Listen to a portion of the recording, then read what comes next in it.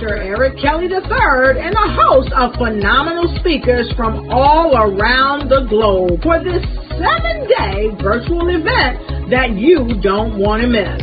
The mission of the Black Business Expo is to raise scholarship money from kids all the way from high school all the way from college. The Black Business Olympics is one of the largest Black business showcases in the world. It is an opportunity for businesses and companies to showcase their businesses globally. We are going to be giving away laptops up to $5,000 away to students.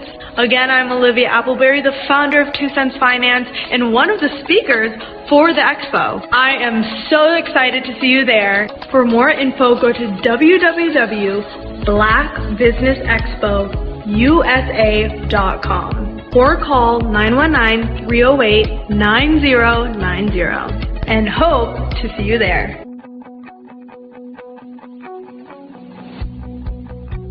I am Black Business.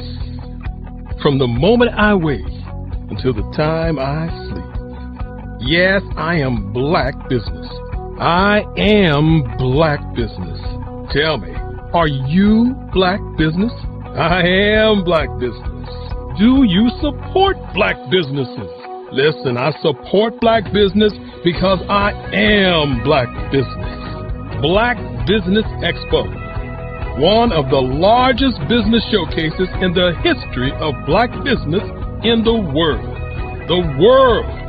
Sign up today at www.blackbusinessexpousa.com or call 919-308-9090. I am Black Business. I am Black Business. From the moment I wake until the time I sleep, I am Black Business. I am Black Business. Are you Black Business? I am Black Business. Do you support Black businesses? I support Black business because I am Black Business. Black Business Expo, one of the largest business showcases in the history of Black America in North Carolina. Join Dr. Eric Kelly III and a host of phenomenal speakers from all around the globe for this 7-day virtual event that you don't want to miss. The mission of the Black Business Expo is to raise scholarship money from kids all the way from high school all the way from college. The Black Business Olympics is one of the largest Black business showcases in the world. It is an opportunity for businesses and companies to showcase their businesses globally. We are going to be giving away laptops up to $5,000 away to students. Again, I'm Olivia Appleberry, the founder of 2 Cents Finance and one of the speakers for the expo. I am so excited to see you there. For more info, go to www.blackbusinessexpousa.com or call 919-308-9090 and hope to see you there. I am Black Business. From the moment I wake until the time I sleep. Yes, I am Black Business. I am Black Business. Tell me, are you Black Business? I am Black Business. Do you support Black businesses? Listen, I support Black business because I am Black Business. Black Business Expo, one of the largest business showcases in the history of Black business in the world.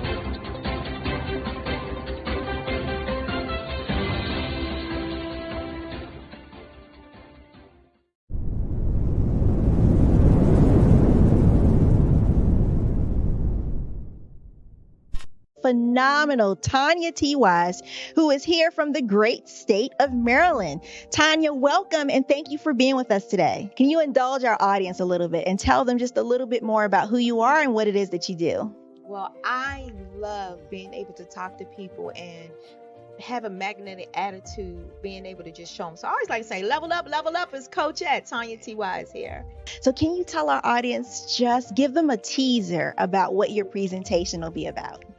So my philosophy is that we should all be living our dream life. So tomorrow I'm going to talk about how you start living your dream life. What are some of the things that you thought about in your childhood that you just kind of let go and dormant? Wow. And I want to reignite that and just give you some pointers and some tips, some tools, some strategies to be able to start living your best life now. And guess what, Wanda?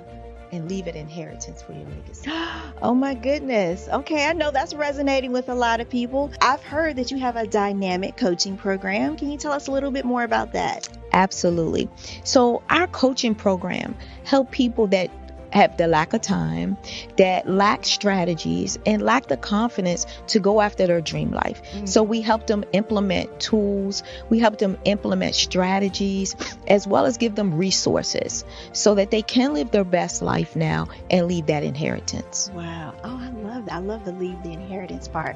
Listen, you are dropping some major nuggets, and I know a lot of what you're saying is resonating with a lot of people, but I think we're all curious. How did you even make this transition into the speaking and coaching arena? What's the story behind this? So I started out in finance, and I realized that a lot of people don't necessarily go after their dream life because of the lack of finances or the education behind finances.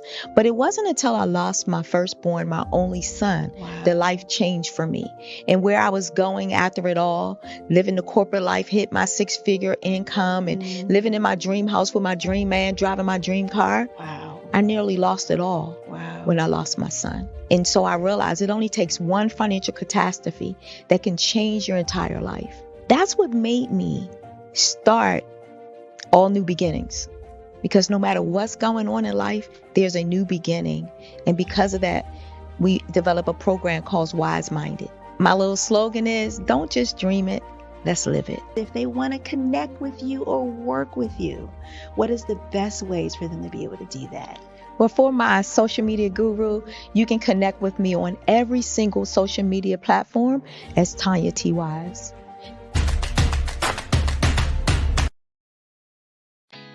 Did you know women represent just 3% of Fortune 500 CEOs and less than 15% of corporate executives at top companies worldwide?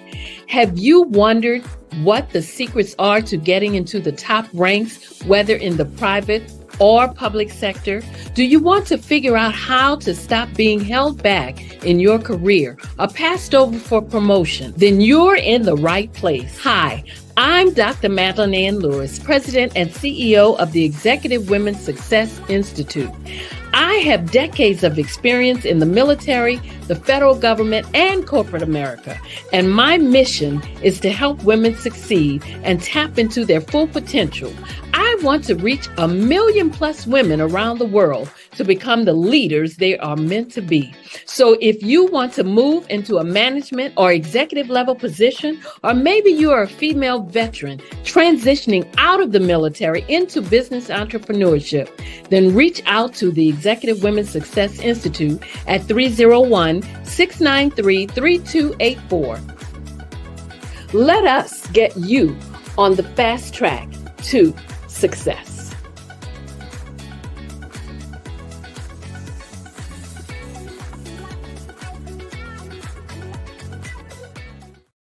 Over the past few years, we've seen the growth of existing and new initiatives focused on financial inclusion, building global networks, and reducing the wealth gap in response to the idea there's not enough seats at the table.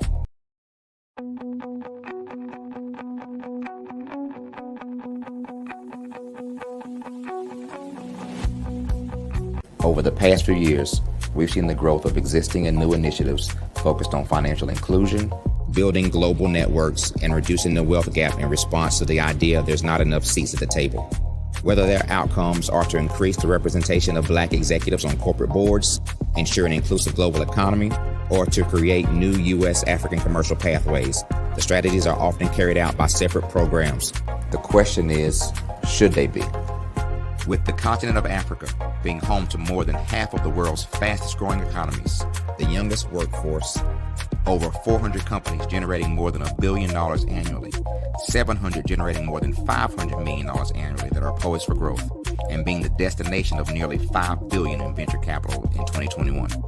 Diversifying U.S. and Africa commercial engagement by building bridges between African businesses and their U.S. diaspora should begin being seen as mutually beneficial. From helping to reduce Africa's enormous capital gap to catalyzing two-way trade opportunities, the COVID-19 global pandemic hopefully has taught us that global challenges and opportunities are more interconnected than we thought. During the pandemic, African companies like Unicorn Flutterwave, insurance provider Reliance Health, ride-hailing app Yasir, and 54Gene, the continent's first bank of DNA on people of African descent, proved that when African companies have access to networks, capital, and information, they grow big, grow fast, and create solutions that are valuable to the world. This is why Be Direct was created.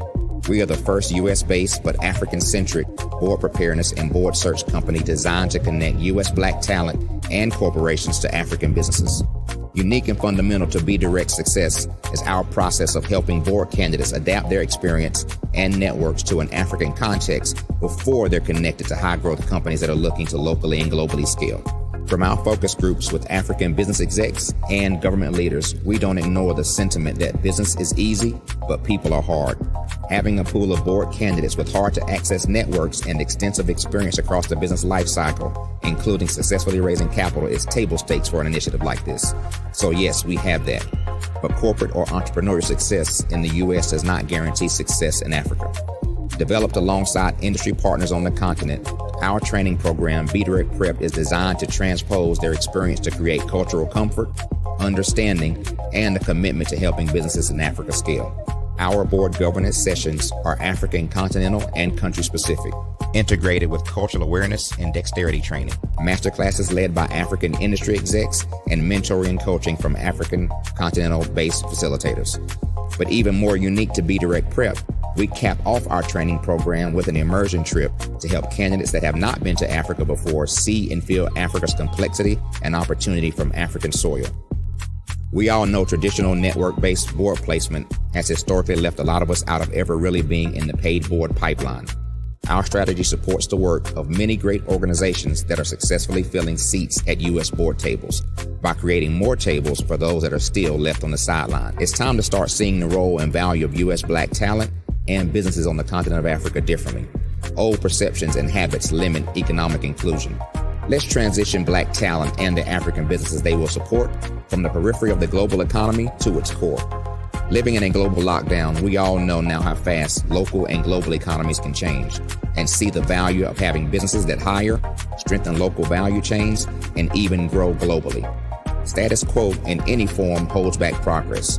We must democratize U.S.-Africa commercial engagement by socially and economically connecting cultures that have long been disconnected. It's time for Africa's U.S. diaspora to redefine their global value by helping African businesses scale continentally and globally.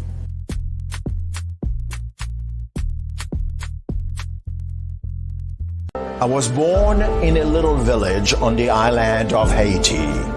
Many deadly diseases pounded me. It is as if they were on a mission to end my existence on this earth.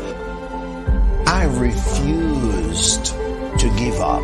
In 1983, I left Haiti and came to the United States of America.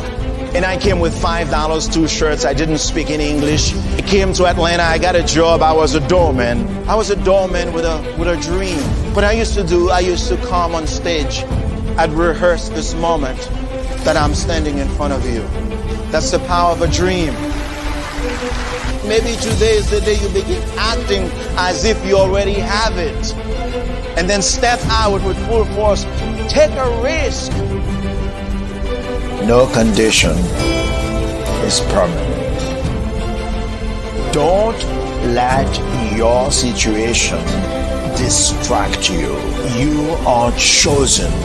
You are called. You are born for a purpose in this life.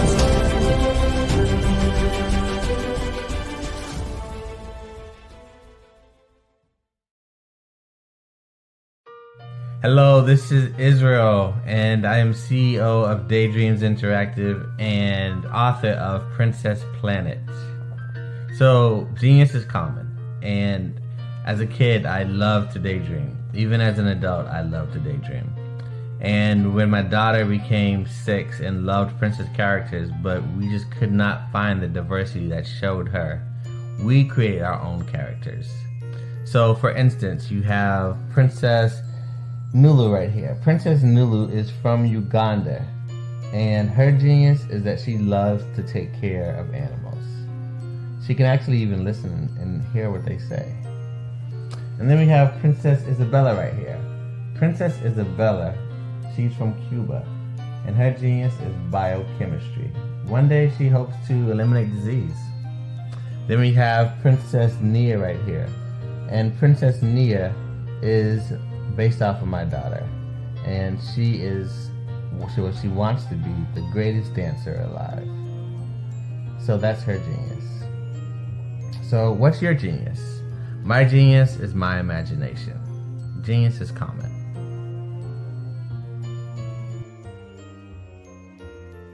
Artist to me is a creative expression of something from nothing.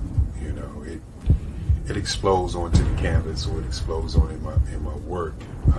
One of the things that I try to do more than anything is I try to just give the lines and the movements and emotions and the expressions into to what I do. Art really means to me a chance to express how I feel deep down inside. Most of my art begins as a thought that I might have, you know, whether it's sports, whether it's history, whether it's a woman or a man. It pretty much starts as an idea of thought before I get into the actual image of what I'm going to draw. I do a lot of historical pieces. I was a history minor in college, and I love to do history pieces. And a lot of times I'm thinking about history, and then I try to make that history impact you as you look at it. That's one of the reasons I do pictures so large. People ask me, why do I do the pictures so big? And I tell them, I want the piece to impact them as they're looking at it. To kind of dominate them, dominate their space. And most of my pieces I try to do off page. I don't try to do anything that's going to be in those four corners or in a square. And I want your imagination to be a part of the piece that you're looking at.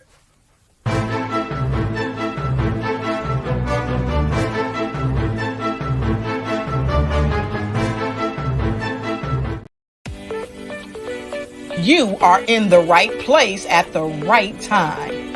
The Black Business Network opens again for its Black Business Olympics, a 24/7 broadcast on business, strategies, global branding, social media marketing, finance, advertisement, and much, much more. Featuring the top, most powerful entrepreneurs and speakers and thought leaders from all around the world as they gather together for this phenomenal event.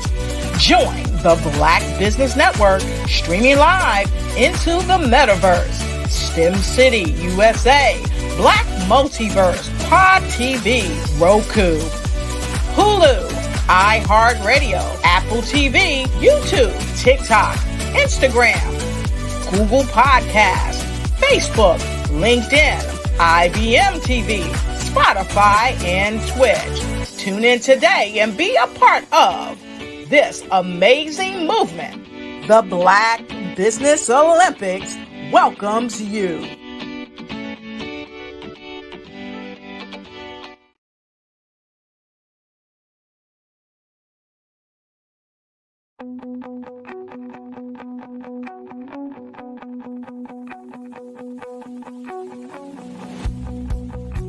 I am Black Business. From the moment I wake until the time I sleep. Yes, I am Black Business.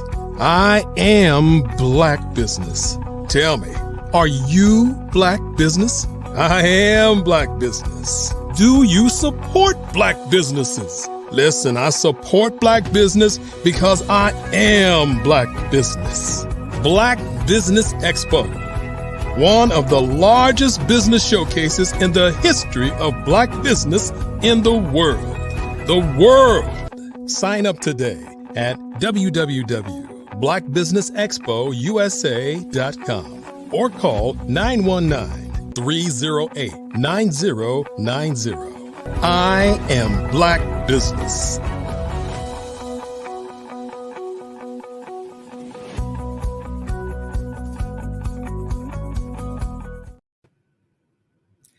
Good morning. Good morning. Business owners, entrepreneurs, thought leaders, and corporations. Welcome to the Black Business Network. My name is Dr. Michelle Boone Thornton, and I am your business moderator for this morning on the Black Business Network. The Black Business Network is a 24-hour business network showcasing Black businesses, Black owners, entrepreneurs, and thought leaders worldwide. We have speakers from North Carolina, London, Singapore, Africa, and cities all over the United States. The Black Business Network is a global community sharing its business knowledge to empower, inspire, and educate businesses about businesses. Our speaker this morning is none other than me, and I am going to tell you a little bit about what I do, my business, and how I approach several things. One of the things I do is helping people to establish emotional wellness. This came about from a combination of my expertise in mental health for over 20 years and in higher ed. So that gave me that teaching format in the knowledge of mental health and illnesses to put together. Today, I'm going to talk about my platform and masking emotions during the holidays. And I am a speaker, a conference person. I attend conferences and speak. I do radio retreats, international interviews, and I train employees, corporate and professional development all over the world. Emotional wellness is something that has to really be taken as serious as our physical health, because how we show up determines how we lead and how we create all sorts of things. And so when these things are blocked, and we start to mask real feelings, real true deficits that we feel we have, we mask everything, even our creative side. I have worked with children and families and adolescents for years, and I understand from all age group categories and developmental stages how masking starts and how we continue it and how society perpetuates it. So yes, that is my background from mental health. I am also a professor, a university professor. I taught in the field of human services for years, preparing students and others to just work with people. And working with people is different than selling cars or a product. People are unique and they have all types of different backgrounds that actually kind of play into who they are and what they do. So human services brings a big piece to this. I also am a professor in counseling ministries, and in both areas, I work to help prepare and teach students to work with people so that they can become all that God created them to be and achieve their highest level of functionality. And so that is a job that's not an easy one. And I take my hat off to all mental health providers and all professors, because you are really creating and molding the next leaders, the next generation of leaders. So my platform, Removing the Mask and Transforming Your Reality, I help people uncover hidden emotions and trauma, neglect, abuse, loss, hurt, pains. They are experiencing a lot of guilt in some areas, some self-doubt, some flaws. You don't want people to see your inequities or things that you feel are weaknesses, because society says, hey, we're strong, we can do it. We're expected to always be happy, to always be on. If not, something's wrong. And so I come to you to tell you that everybody has days where they're off. Everybody has days where they just don't feel like being even where they are, but they have to cope with that and then deal with the emotions underneath. So I help people transition from behaviors that keep them in emotional bondage to behaviors that help them release the unhealthy emotions. And at the end of my presentations, this presentation today, I will share information on how to connect with me. I'm on several other social media platforms. I do like a wellness check with people, a mini podcast, but we'll talk about that as we move forward. So and my goal is basically in this whole series, and I put together a workbook. I put together a companion journal, and then actually the book itself actually launches next week at a Transformational Writers Conference. But I use these tools to help people look at some things that they've had buried for years. And the goal is to help you understand that and to move forward and to understand that everybody masks, because everybody wants to seem happy. Everybody wants to seem in control, even when things are very much out of control. That is just the image we've been sometimes forced to portray, and so we've never really been taught to manage our emotions. We've always just been taught that we are to be happy and the goal is happy ever after.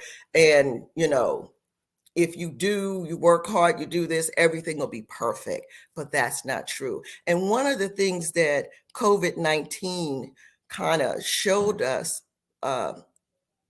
is the stuff underneath the mask, because we all collectively experience some level of trauma, either personally or vicariously.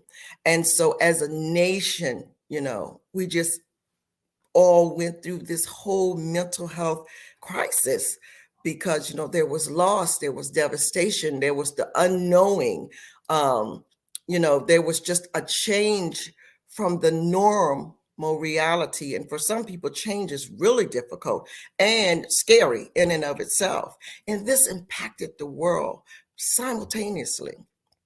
And so now as we come to where we are in this season, we have to come to grips to some of the pain that we've been masking since COVID. And some of us have been masking it before COVID. We had some childhood trauma and things that we had not really addressed.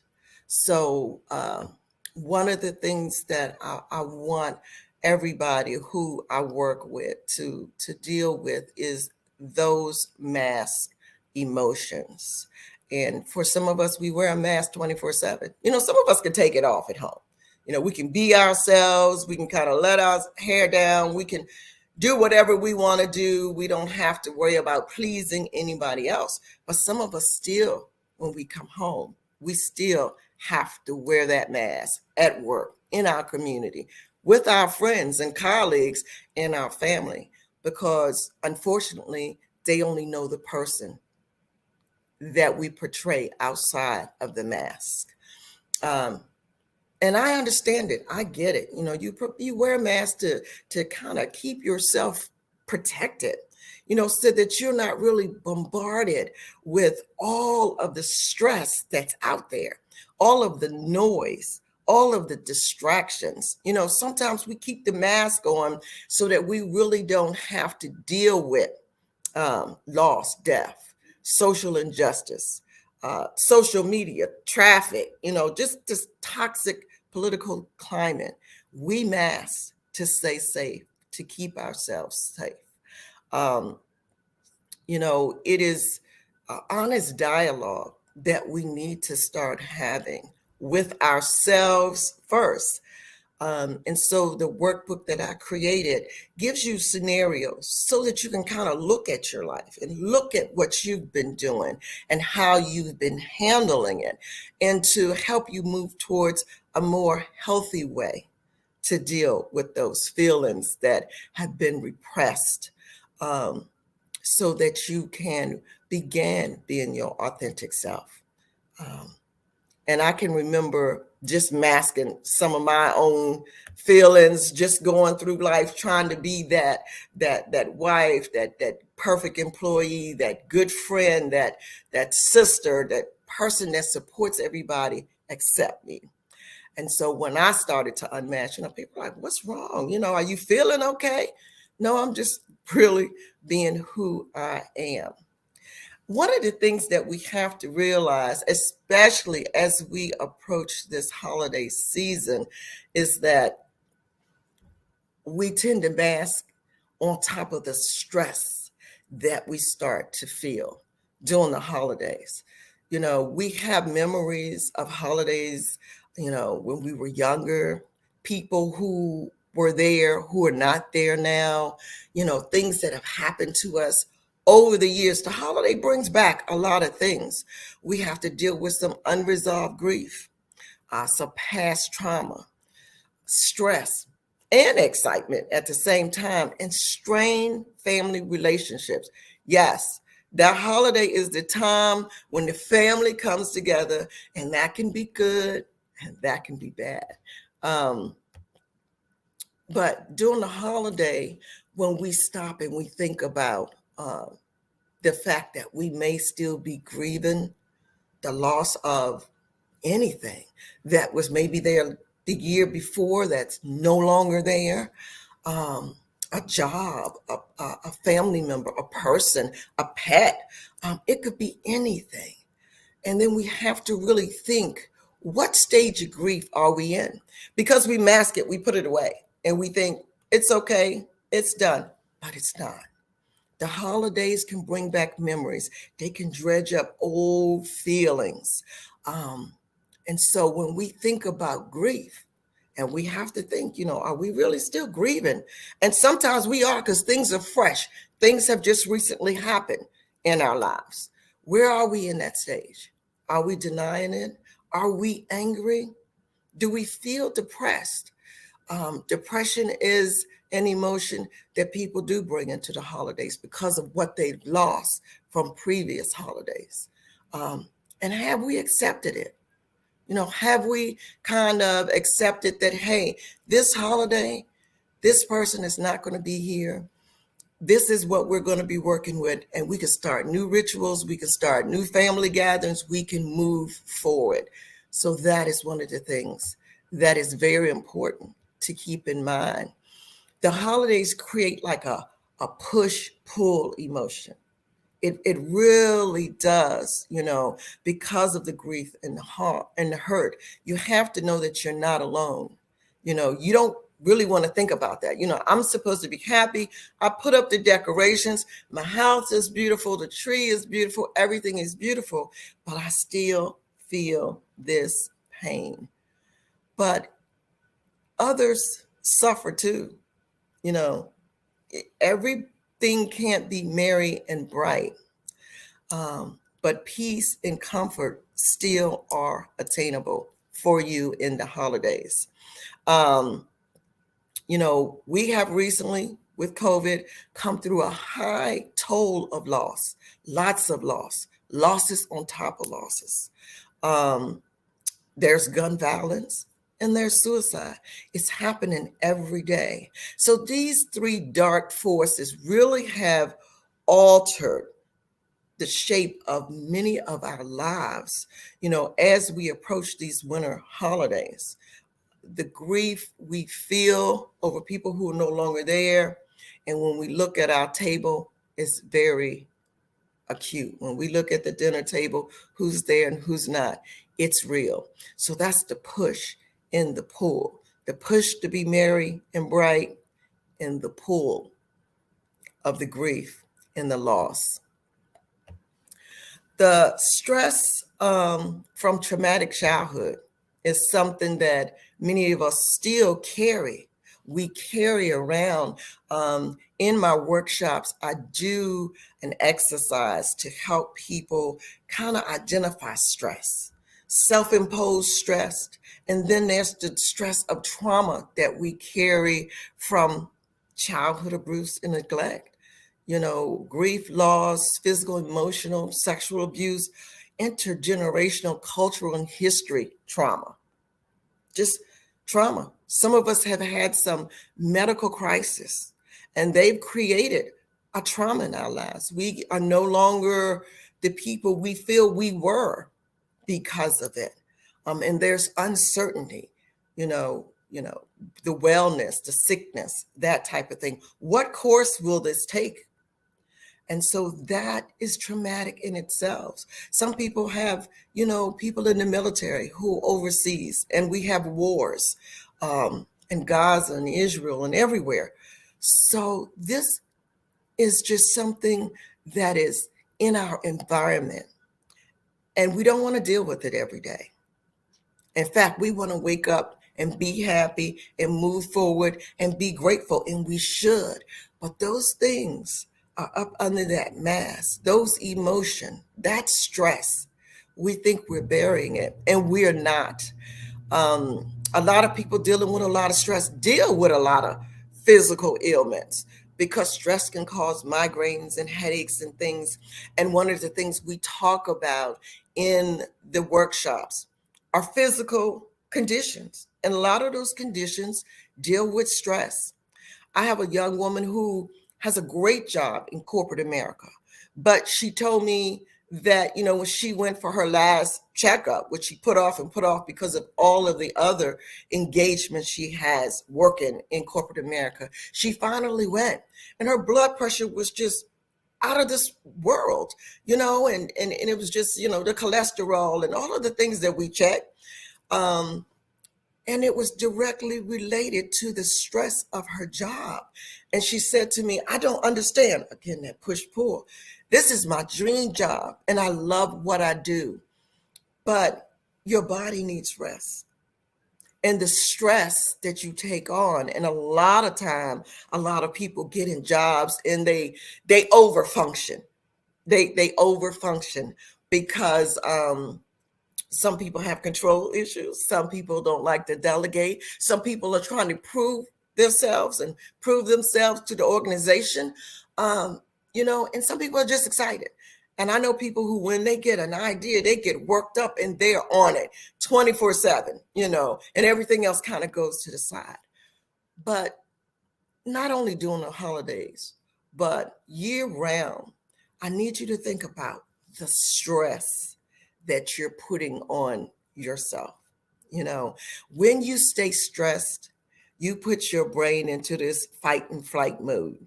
And I've talked about that before, and that's okay. That alerts us that something is getting ready to happen, and we need to prepare our bodies to fight or flee or something. But that is not a state that we are supposed to be in 24/7, because it will deplete your emotional bandwidth. And so think about the stress that you're putting on yourself, the added stress from the holidays, and things that you can do to manage that. Holiday rituals. And a lot of people have rituals. I will talk to people and say, well, we would always get together and put this tree together. And there were special ornaments, and each ornament kind of had a story behind it. Family dinners. This aunt would bring that cousin would bring that, holiday gifting, special desserts, and so many other things play a significant role that shapes who we are over the holidays and during the holidays. And when someone is missing, we recognize that. And that should be an opportunity just to celebrate that person, who they were and what they brought to it. And even though the initial ritual may be interrupted with the intense sadness and despair that we feel about people we lost, let's, get together and think about new ways, new rituals with the people we have, and then pass those things on, just pass them on with your children and your children's children. And so, yes, the holiday can be a great time. It can be a great time to spend time with family. Technology is wonderful, but it can take us away from family. It puts that distance there. And holidays give us the opportunity for human connection. And we were created to connect with one another. So just be in the moment, be present, be with your family. Don't worry about thinking about the food or the presents or all this other thing. Just enjoy the people who you are with. According to the American Psychological Association, the top 4 main stresses of the holiday are difficult family conversations. Because we're together, we haven't seen each other in a while. This might be time where we get some news, somebody's sick, somebody's ill, something has happened. The second one is the pressure of gift giving. Not only the pressure of it, what to give, what to gift, are they going to like it? And thinking about what it is they like and trying to remember what they don't like. Gift giving, it should be from your heart. And it doesn't have to be overly expensive. And that brings us to the number 3 stressor, finances. If you have a budget, stick to your budget. Stick to your budget. Identify the people that you're going to buy for and do that. I have a friend who says, I have adult children. They're grown. They can do what they need to do. I will buy for my children's children, my grandchildren, and other people in the community that I just want to reach out and say, I'm thinking about you, or something like that. Or you can do a gift game. You select a name out of a hat, but you should not go over your financial limits during the holiday, because that is going to add stress, and those bills will roll in January and keep rolling in. Manage your expectations. Okay. A lot of people will go into the holiday and say, we're just going to have this fabulous time. We go this, that, and the other. And then things don't work out.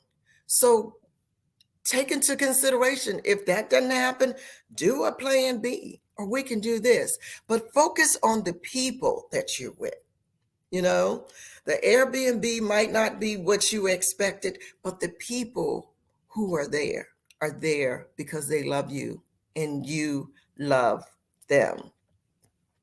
There is this false thing that goes around that says suicide rates during a holiday are high. And people really think it's like Christmas and New Year's. Because it's often associated with feelings of joy and love and happiness.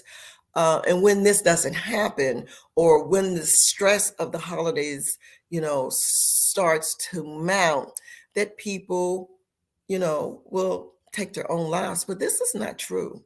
This is an oversimplification of a complex and a multifaceted nature of suicidal behavior. It's not true. This type of oversimplification can kind of just lead to people not getting the support that they should get. for those struggling with ideas of suicide, I absolutely say, hey, this can happen anytime, holiday or anytime, and seek that mental health support that you need. Contact a crisis line, deal with it on that level. Many factors can contribute to mental health conditions. It can be life events, stress. It could be anything. It's not just one time of the year. So keep that information in mind as you move forward. So I don't want to tell you all of this and say, oh, okay, she's my holiday. No, I want you to enjoy your holiday. And I'm going to give you some tips to cope with your grief, because we're all experiencing some level of grief. Allow yourself the space to acknowledge any losses that you've had, the despair or the hurt that you're feeling. Stop trying to mask it. Allow yourself to feel it. Don't pretend your feelings don't matter, because they do. They do. And they will do more harm if you don't acknowledge them and act like they don't exist. So acknowledge them, get them out. You can talk about it at the table, how much you miss auntie or a mom or dad. Talk about it, get it out. Work through it as a family. Allow yourself that space, and don't isolate yourself from others. Social connection has a great healing power. It really does. I can remember during COVID, I thought, am I the only one feeling this way? There was so much death, and I'm like, I'm a professional. I should be able to deal with it. But no, I felt it, and I had to acknowledge it as well. Share your feelings with others who care about you. Talk about it, okay? Create a special new ritual that honors the person who's no longer there. Light a candle, silent moment, spoken tribute about the person. We did this for someone who had passed in our family, and I know how I felt. But as we went around the table, and even as we got to my children, I thought, I didn't know that person had that impact on them. So do that. It's very healing. It really, really is. And again, I always say, seek professional help if you're feeling really, really overwhelmed and you are unable to manage the waves of emotion and hurt.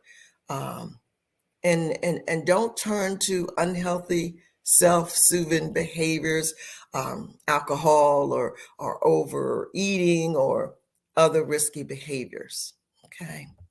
I want you to be safe. I want you to be happy. I want you to enjoy your holiday.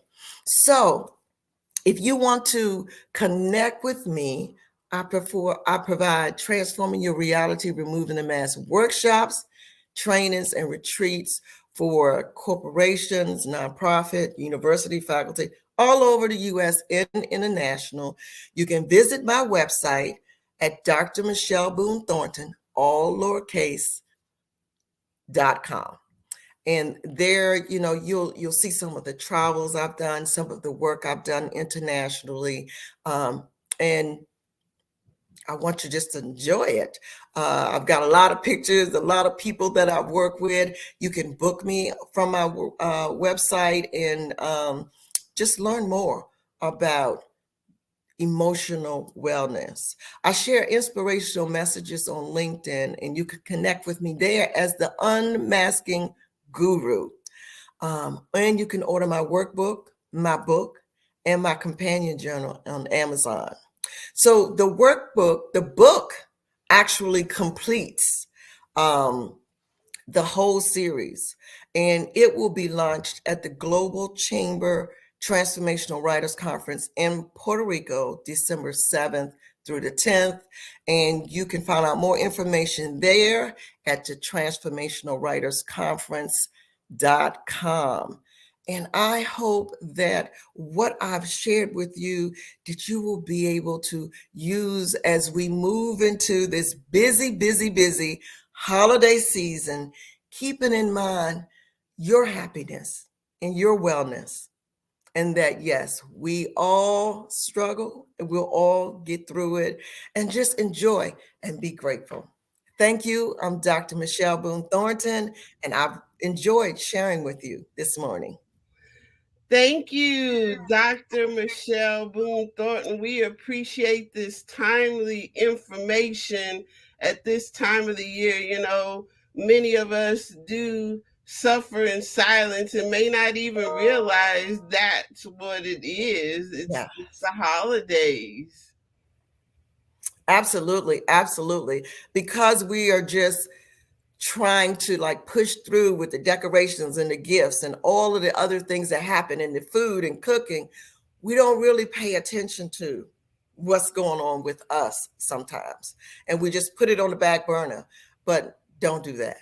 Don't do that. Take care of you. Please remind us where we can find you.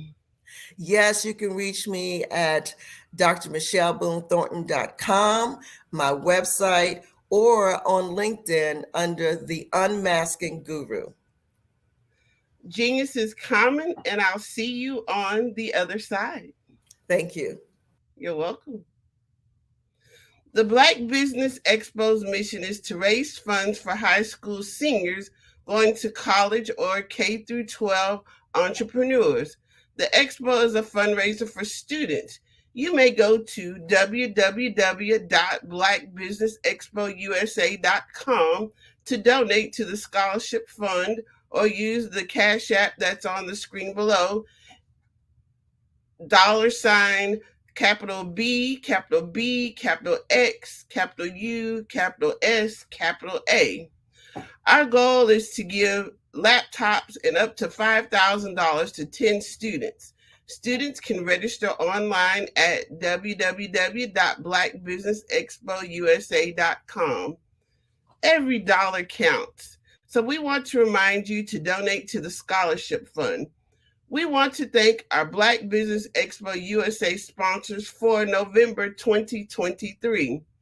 NC 100, Moody Capital Partners, Suede Soul, Lotus Richey Coaching and Training, the Carolina Virginia Minority Supplier Development Council, Step Management, 5-Star BDM Media, Barbara H. Smith LLC, Margie McLean Foundation Incorporated, Genius is Common, The Hello LLC, Earth Essentials, Mullane Shania Global, Executive Women's Success Institute, The Quality Coaching Company, Superwoman Business Services, Creative Force Studios, Lee Entertainment, Artistic App Design, Black Business Expo USA.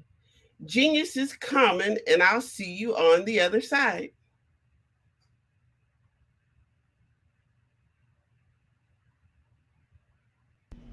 Why do I do what I do? You know, my life coach asked me that a few years ago. And she said, Tony, what's your why? And I told her, and she said, girl, you've already accomplished that. Perhaps you need a new why. Hi, Tony Harris, Amy Hoydu with Say It Said Marketing, one of your students. And just wanted to say thank you, Tony Harris, for spending so much time with me and giving me that boost in my business that I so drastically needed.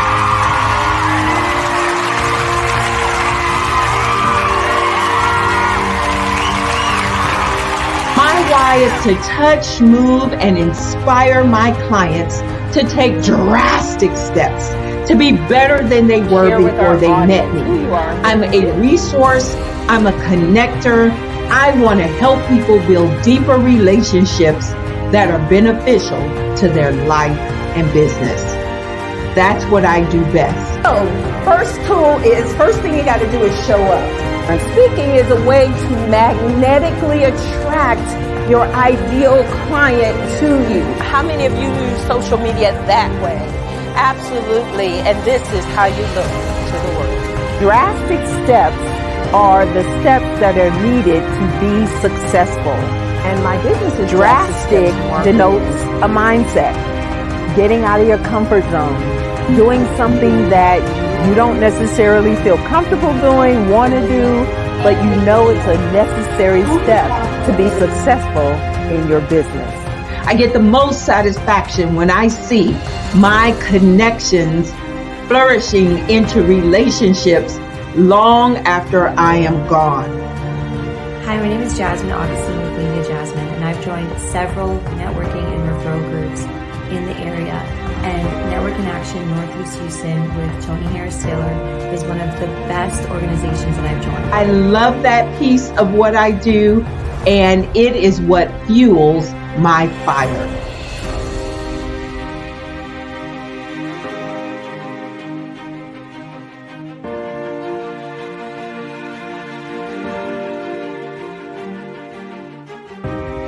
My name is Tony Harris Taylor, saying take a drastic step today for a fantastic tomorrow. Ladies and gentlemen, and fellow professionals, please allow me to introduce myself. I am David Jones, the co-founder and CEO of the Hello LLC, where I am passionately dedicated to guiding individuals and businesses toward their own return on time investment. Time is my only competition. With over 20 years of experience as a corporate C-level executive, I bring a wealth of knowledge and expertise to the Hello LLC. My career journey has been marked by a relentless pursuit of excellence in marketing, strategy, and business management leadership. I have had the privilege of working with renowned Fortune 500 companies such as Xerox, American Airlines, Hilton, and Geico. However, what truly drives me is the transformational work we do at the Hello LLC. We are pioneering a new approach to business in the metaverse, where we empower businesses and individuals to build strong foundations, automate their processes and systems, while thriving in the ever-evolving digital landscape.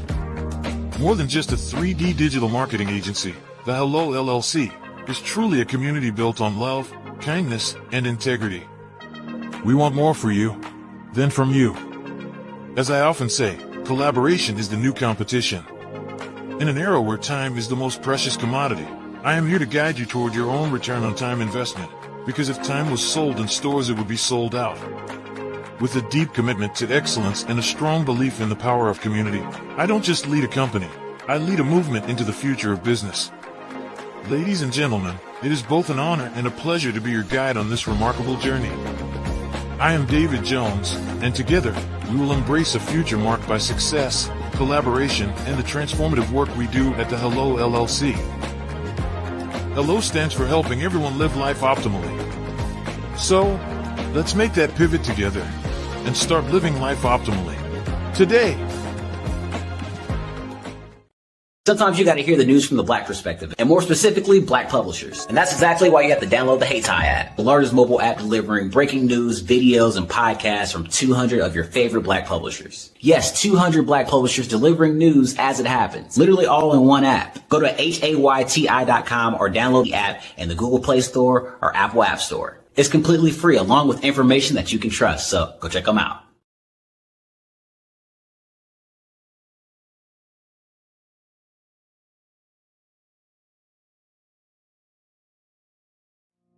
Did you know that approximately 333.34 million businesses exist today, according to a report from 2021? And you may be one of those businesses, or maybe you're not in the business market yet, but you're aspiring to be a business owner. Well, guess what?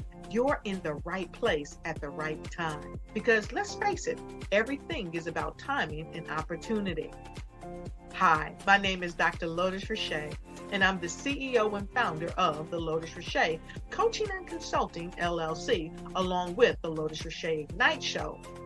15 minutes of success with Dr. Lotus Richey, as well as books to boom your business and bring who you are. And today, I want to bring this amazing message to you about the Black Business Network and the Black Business Olympics.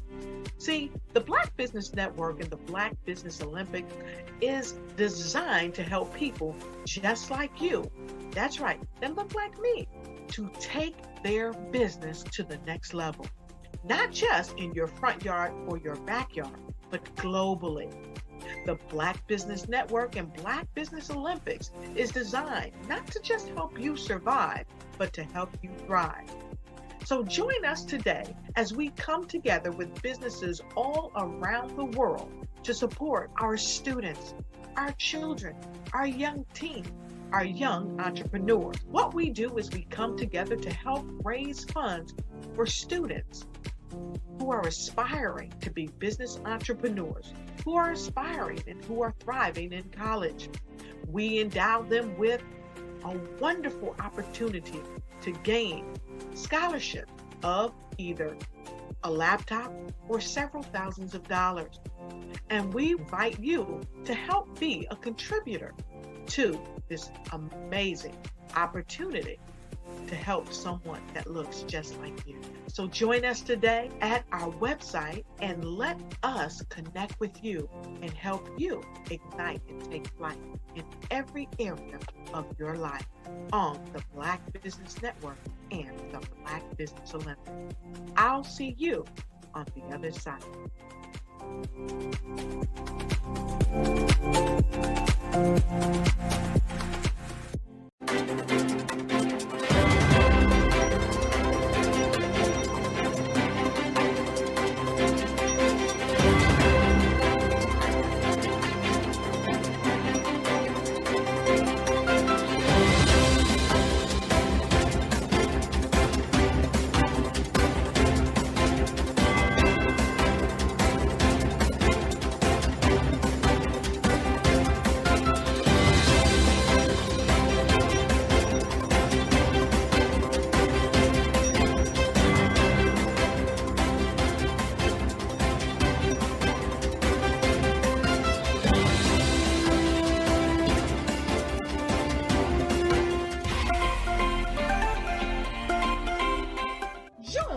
Dr. Eric Kelly III and a host of phenomenal speakers from all around the globe for this 7-day virtual event that you don't want to miss. The mission of the Black Business Expo is to raise scholarship money from kids all the way from high school, all the way from college. The Black Business Olympics is one of the largest Black business showcases in the world. It is an opportunity for businesses and companies to showcase their businesses globally. We are going to be giving away laptops up to $5,000 away to students. Again, I'm Olivia Appleberry, the founder of 2 Cents Finance and one of the speakers for the expo. I am so excited to see you there. For more info, go to www.blackbusinessexpousa.com or call 919-308-9090 and hope to see you there.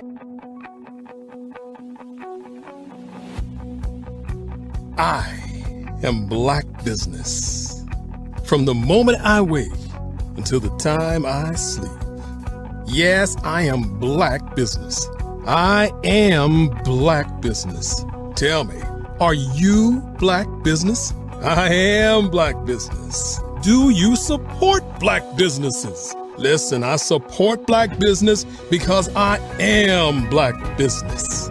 Black Business Expo, one of the largest business showcases in the history of Black business in the world. The world! Sign up today at www.blackbusinessexpousa.com or call 919-308-9090. I am Black Business. I am Black Business.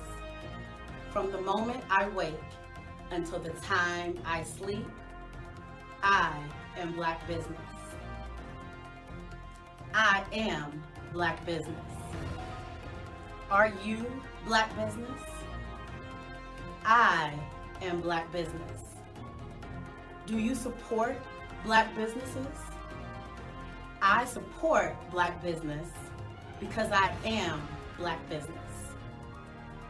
Black Business Expo, one of the largest business showcases in the history of Black America in North Carolina. Sign up today at www.blackbusinessexpousa.com or call 919-380-9090. I am Black Business. I am Black Business. From the moment I wake until the time I sleep, I am Black Business. I am Black Business. Are you Black Business? I am Black Business. Do you support Black businesses? I support Black business because I am Black Business. Black Business Expo, one of the largest business showcases in the history of Black America in North Carolina. Sign up today at www.blackbusinessexpousa.com or call 919-380-9090. I am Black Business. I am Black Business. From the moment I wake until the time I sleep, I am Black Business. I am Black Business. Are you Black Business? I am Black Business. Do you support Black businesses? I support Black business because I am Black Business. Black Business Expo, one of the largest business showcases in the history of Black America in North Carolina. Sign up today at www.blackbusinessexpousa.com or call 919-380-9090. I am Black Business.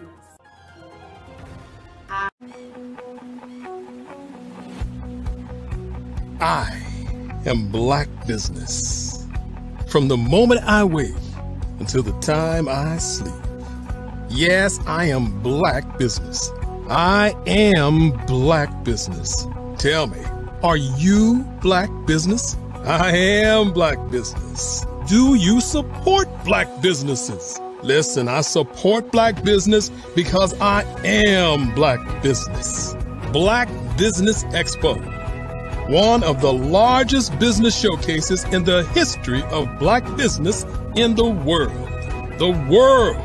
Sign up today at www.blackbusinessexpousa.com or call 919-308-9090. I am Black Business.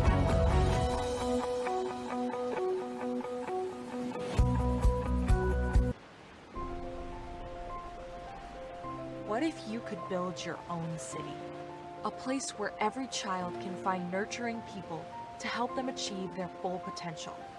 A place where every adult can access job training support, where health education is abundant, where social justice ruled the land. A place without limitations. Welcome. You have arrived at STEM City USA. It is what every city should be.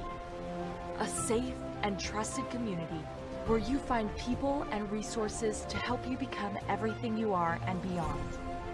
STEM City is unlike anything you have ever experienced.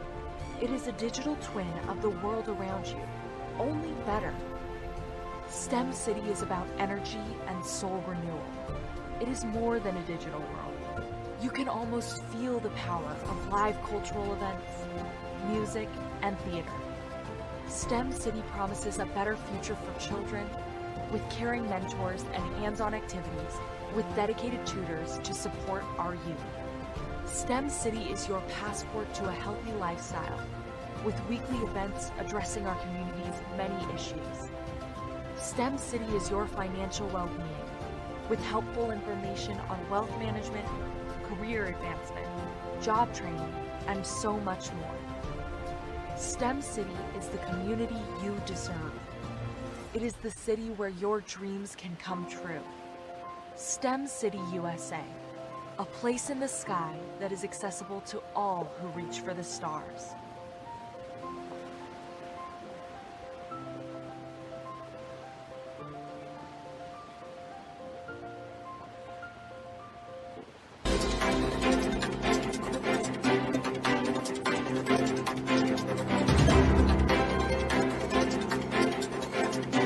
I'm Ramon Ray, founder of Smart Hustle Magazine and smallbiztechnology.com.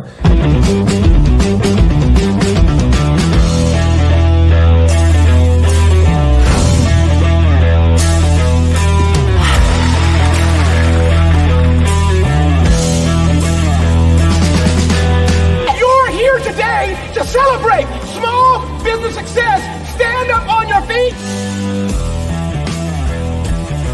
You rocked the house. It was amazing. Didn't we learn? For me, success comes from failure. One thing not to do is shake somebody's hand like this.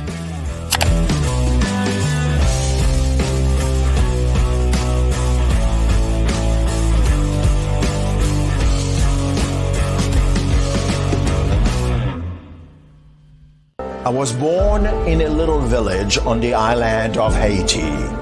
Many deadly diseases pounded me. It is as if they were on a mission to end my existence on this earth. I refused to give up.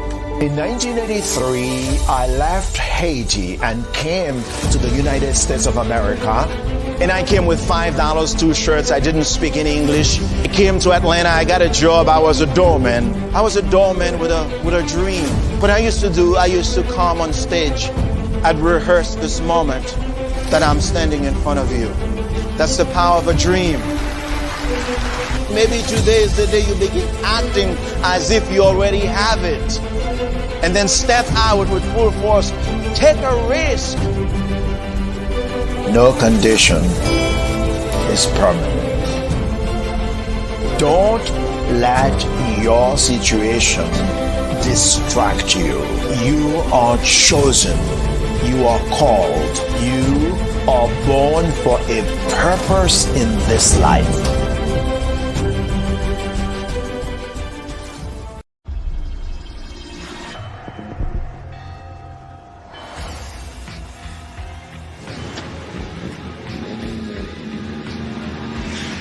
La connexion. La connexion.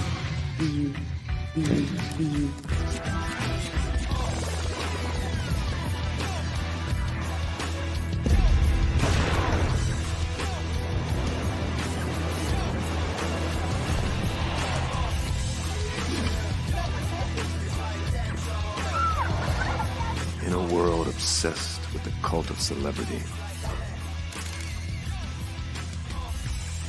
I challenge you not to aspire to anyone else's greatness, but instead strive to reveal and ignite the greatness within you. Are you serious? I totally think that's it. Hey. No! Hey! To me, sexy is a man that knows who he is and what he wants. He's comfortable. You look at him, you see him, he's just comfortable being himself. And you're like, Baby, be you. be you, baby. Just be you. I like it.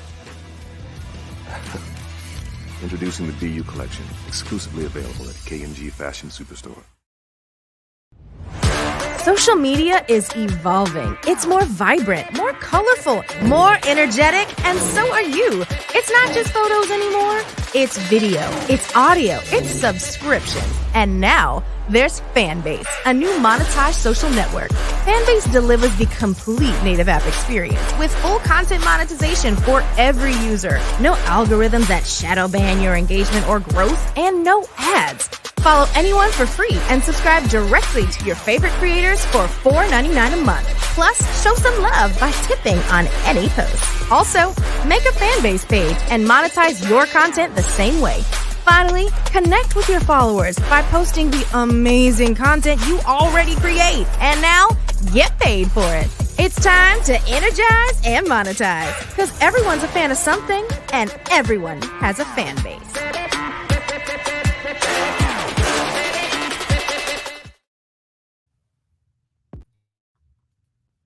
The Black Business Network and Black Business Olympics are essential platforms for Black business owners globally. They provide the tools and support you need to succeed in today's competitive marketplace. Join us today as we collaborate together with businesses from around the world to support our children, students, and young future entrepreneurs, Black businesses and corporations. We raise funds for students going to college and young entrepreneurs who are aspiring to be business owners, and we invite you to be a contributor today. Visit the website www.blackbusinessexpousa.com to connect with and learn more about how the Black Business Network and Black Business Olympics can help you not only share your amazing business story to businesses, but also serve future generations. Hello, my name is David Jones, CEO and co-founder of the Hello LLC, where we help businesses build a culture, brand and experience, and leverage technology to pivot into Web3. Join the Black Business Network streaming live into Roku, Metaverse, STEM City, Black Multiverse Enterprises, Hulu, YouTube, iHeartRadio, Apple, Facebook, LinkedIn, Spotify, Twitch, and Google Podcasts. Tune in, turn on, and let's thrive.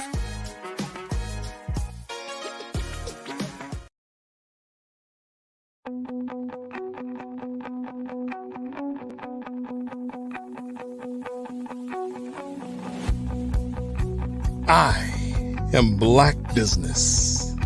From the moment I wake until the time I sleep.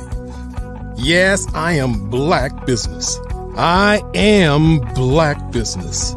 Tell me, are you Black Business? I am Black Business. Do you support Black businesses? Listen, I support Black business because I am Black Business. Black Business Expo, one of the largest business showcases in the history of Black business in the world. The world! Sign up today at www.blackbusinessexpousa.com or call 919-308-9090. I am Black Business.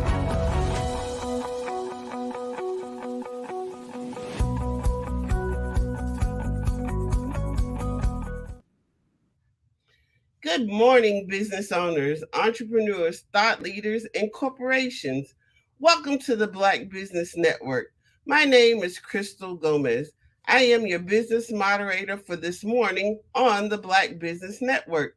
The Black Business Network is a 24-hour business network showcasing Black businesses, business owners, entrepreneurs, and thought leaders worldwide. We have speakers from North Carolina, London, Singapore, Africa, Japan, and cities all over the United States. The Black Business Network is a global community sharing its business knowledge to empower, inspire, and educate businesses about business. Our next speaker is Robert Cheeseborough. With over 20 years of experience in marketing and communications, Robert is a passionate and creative leader who drives brand evolution, content innovation, and organizational communication for diverse clients and teams. As the principal solutionist, CEO of Crescendo International, he delivers exceptional communication solutions that combine visual and result-driven approaches with a focus on human capital and DEI advocacy. Some of his key achievements include revitalizing employee engagement, leading crisis communication, and building cohesive teams across departments and industries. He has a proven track record of increasing customer satisfaction, media coverage, and social media presence for clients such as FleetCor Technologies, Harlan Clark, Los Angeles Lakers, and Clean Start Miami. He also holds a social media strategist certification and a bachelor's degree in business and corporate communications from Full Sail University. He is always eager to learn new skills, explore new challenges, and collaborate with forward-thinking professionals. I present to you Robert Cheeseborough. Good morning. Good morning. How are you doing? I'm well, thank you. How are you? I'm excellent. Can't complain at all. Genius is common, and I'll see you on the other side. Sounds good. Good morning, everyone. So today, I am going to discuss brand. When it comes to Black business, I want to make sure that we take the time to develop our brands so that it stands against any brand in the nation, any brand globally, the look, the feel, because most people shop, most people spend with their eyes. So if your look isn't there, if the feel and concept of your brand isn't developed, you're not going to excel the way you can. So I want to discuss that. First and foremost, when it comes down to your brand identity, you want to make sure you have your core values in place. You want to know your mission, your vision, and your core value statement. Develop that is key to being able to hold an initial elevator conversation about your company, about your brand, about where you currently stand and where you plan on going. I'm a very visual person. I'm a graphic designer by core. I'm an artist by nature. So the visuals are very important to me. I am one I'm going to push you to develop your brand. You can go anywhere in the world and you see the golden arches, you know that's McDonald's, right? So you want your brand to develop the same space. You know, will someone in Afghanistan know your brand today? Probably not. But if you build it the right way, with as fast as things expand across the globe with the internet, your brand can absolutely have a reach. So let's talk about market first. First, you want to determine your target audience. Some people want to sell their product to everyone, and of course you do. But you still have to nail down your target audience. You have to figure out who you're marketing your product to. Unless you have a ton of money to throw behind your product, you have to strategically market your product off base. At the end of the day, you want to work on building your brand. You want to make sure your logo stands and speaks for itself. Someone should be able to look at your logo and know what you do, unless you have a company that you don't want anyone to know what you do. And there are a couple of those that exist. But someone should look at your logo and have some attachment to know what your company offers. It should open the door, at least. It helps your process. Determining your audience is key. Because that determines your voice, that determines your identity, your personal identity of the brand itself. How you are as a person doesn't necessarily equate to how your brand views things and responds to things, because you have to be in a position to have a political stance on everything. Everything that's happening across the country, across the world, is something that can affect your brand. As early as late as this morning, Elon is in trouble because he said something, and he's getting pushback on X because of it. You have to be careful what you say. You have to be careful what you stand for. And one thing I would suggest is making sure whatever you do decide to stand for, you stand for it completely, and you stand on that ground, and you're willing to die on it. That's your company voice. That's your entire brand is based on the personality that you create for your brand. You want to make sure your tone is very clear, and it doesn't have to be clean. It just has to be consistent. I have companies that I manage, and they have a very clean, very vanilla stance when it comes down to the tone of their company. But then I have some that push the envelope. How a company like Pinky's Black owned Slutty Vegan, and how they market is completely different than how the regular pizza spot around the corner will market. So you have to pay attention to that. The next thing that's most important for me is your visuals. So when it comes down to your brand, comes down to your logo, like we talked about McDonald's, everyone knows the Golden Arches. You know, some companies change their logos. I've seen probably 8 different Burger King logos, whereas McDonald's has never changed their logo. You have to decide which lane you want to jump in with that, and stick to the ground. If you're sticking with your logo, stick with it. Believe in it. Follow it. You know, and at the end of the day, really what you want to do is you want to get your employees to become walking and talking billboards for you. You want to make sure that your brand is something that someone would want to have displayed on their person, whether that's on a shirt, on a hoodie, on a sweatshirt, on a sticker on their car, on a flag, anything. You want to make sure that you're seen. You want to make sure that your logo stands for something. How I would suggest designing and coming up with your logo. I personally still strive and still develop logos and brands off of the golf ball technique, which is once you create your logo, impose it over a golf ball.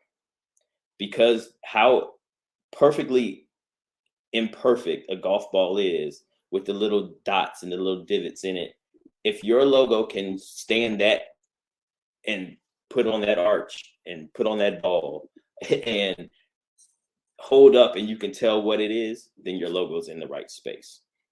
You want to make sure you dig into your color schemes, pay attention to it, because as you can tell, some companies use certain colors, some companies don't.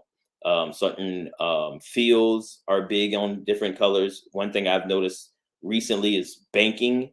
Banking has expanded their color schemes. Everything was green, very little red. Now you see red and burgundies and golds and purples and everything, you know. So you have to be able to expand your brand, expand your logo, and don't tie it into the color scheme specifically, because there are elements and there's times their colors change, you know, with the different movements and different things that happen. There are logo change, color scheme changes that happen, and you have to be able to move through those as well.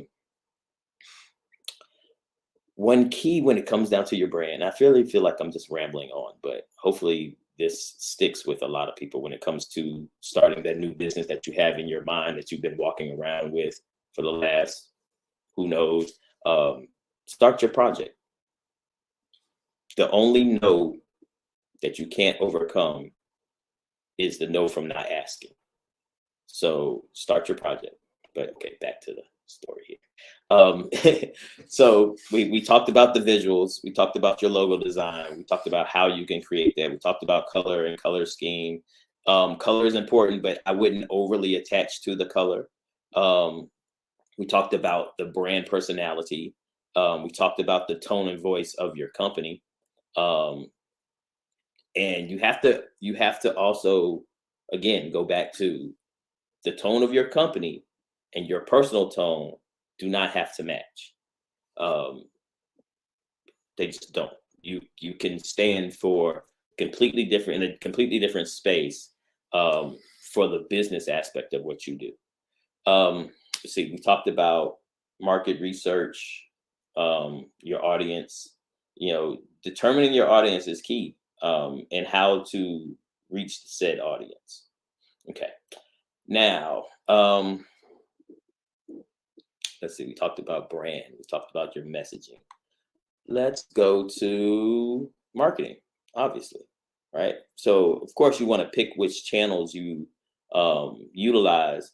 You want to pick that based on the channels that your audience uses. If you have a product that is youth-based, you really want to go with a platform that's that targets them. You know, you won't. I wouldn't put a product that is made for teenagers on Facebook. Not anymore. It's not relevant to them. But like my kids love TikTok. My kids love Instagram. So if you have products that go and fall into that space, make sure that's where you're targeting your advertising. And then you want to plan out your content. You want to make sure you cover all of the major events. Obviously Christmas is coming up, so you want to make sure you target and focus on all of those. But you also want to hit the underlying events, smaller things. You want to touch local things. Do not step away from the local base. People knowing that you're from this area and you started this product, a lot of people will support you. You have to make sure you reach your target audience in your local space first. Content. You want to make sure you figure out what interests your audience. That way you can plan your content. But there's a space where you can also step outside of the normal. If you have a product that is targeted for males, then sometimes you might want to change your target and change your audience and change your marketing towards the females, solely because they can carry a message to the males for you. Doesn't quite work as well going back the other way, but these are the things that you really have to plan out when it comes down to your content for your social, for your marketing as a whole. As we know, marketing as a whole now contains social media. There is no marketing without social media. You have to put your energy and effort into building a solid content calendar, and knowing what you have to say, knowing what you need to say, knowing where it is vital for the growth of your company. So from there, you've started to build your brand. So the next thing you want to focus on is your engagement. I honestly like to take the time to build responses to negative situations first. Let's sit down and brainstorm. This could happen negative, that could happen negative, and how we respond to that. Because everyone is not going to like your product. Everyone, and they shouldn't. Everyone's not going to like your product. Everyone's not going to like your brand. Everyone's not going to like your advertisement. Some people are going to challenge it. Some people are going to push back. Some people, it shouldn't. If your advertising is good, somebody should hate it because you're reaching them, but the same of that bell curve, the same side, people should love it and absolutely support you. You just have to be able to have an intelligent response to the hate that you're going to get. And I like to plan for that. Crisis communication is very important. So you want to make sure you have a solid response. And that crisis can be internal or external. You can have an employee that just hates being there. You have to figure that out and figure out why and what they hate and how to fix it. The fix can be a change in how you do things, and the fix can be removing that person from your company. You have to figure that part out. Customer engagement is absolutely important. You want to make sure the user experience is absolutely on point. You want to make sure your service is impeccable. We all know the standard now for customer service is Chick-fil-A. And they focused on that. It's something that's taught in training. It's something that's taught in every element of what they do. You have to deliver Chick-fil-A service. It's the one thing that you consistently hear when it comes to Black business. I don't know if anyone else is listening, but the one thing you consistently hear when it comes to Black business is the lack of customer service. We have to do better. You can start it. Just do better. Be better. Give someone the service that you would want when you're spending your money. It's simple. From there, Feedback. You want to make sure you address every issue broadly. You want to then address it specifically. So you speak to the big umbrella of the problem, but then you focus in on the person who had that issue and how you fix that issue with them. The biggest thing you want to do is build champions for your brand. You want your employees to become walking, talking billboards for you, the same as you want your customers, because the one thing you cannot buy is word of mouth. And the word of mouth that will hurt you is the one thing that will hurt you the most. If it's human nature, right? Think about the last time you had bad food at a restaurant. You told people, like the food was horrible, the service was bad. Like you tell people, everyone tells someone when something isn't great. But the reality of it is most of the time people don't say something to someone when it's outstanding. When you receive great food or great service, a lot of times people don't have that conversation because people are selfish. They don't want to share it with someone else, which is crazy, right? You want to make sure that the people who are enjoying your products, who are enjoying your service, are willing to speak about it. You have to incentivize them for that, whether that's giving percentages off or giving free gifts. I am a huge fan of giving away a T-shirt with your logo on it, because you never know. You never know. Someone may throw that T-shirt on to run around the corner to go to the store, and then someone else sees your brand, and that's all you can ask. So I am a very big proponent of making sure you spread your brand in that method. When it comes down to your feedback, you want to continuously improve your feedback. You want to make sure that you dive into issues, and you don't want to just leave it. You don't want to address it once, call yourself pseudo satisfying the customer, and move on. Circle back, build a team or build a segment of your time where you respond, and then you follow back up later with a response and check on the customer, check on how their interaction with your business moved from where they were. If they purchased something else, if you can incentivize them to come back. Those are all very key elements to the growth of your business, the growth of your brand.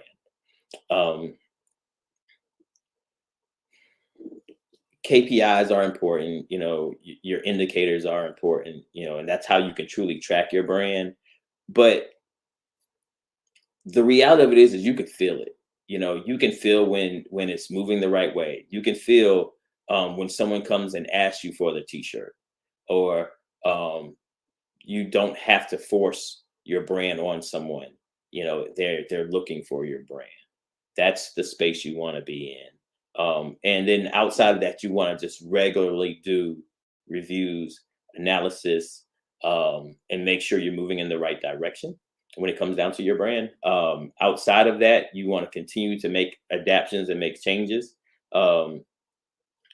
Adjust your marketing. Some things work, some things don't. Some things work based on the timing. And you have to determine, if you put out a project, put out a marketing campaign and it doesn't take off, is it timing based? You were in the wrong space when you launched that, or is it the product itself, or is it just the marketing that you used? Be willing to make the adjustments, be willing to make the changes. Don't hesitate on the adjustments, because the faster you adjust, the faster you can fix it. Just and build solid brands, everyone. There is so much space with the growth of artificial intelligence. There's so many roles that are going to be gone in the next 10, 20 years that are going to be completely computer automated. So now is the time. If you have in your mind that you want to start a project, you want to start a company, you want to offer a service, you want to, whatever it is. And I am a proponent of all Black business. I don't care if your business is house cleaning, to lawn service, to graphic design and web building, to comms, whatever it is, start it. Start now. Like, you actually should have started yesterday. You should have started hearing this. But start now.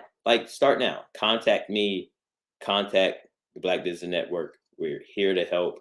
We're here to help you grow. We want you to be excellent at what you do. So ask for help. I think that's one of the biggest elements when it comes down to brand that we won't do.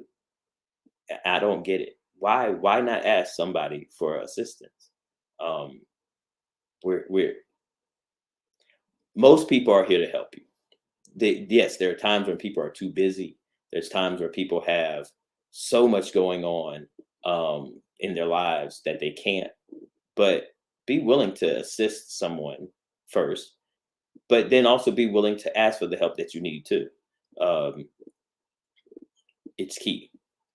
So let me run back through kind of what we talked about here.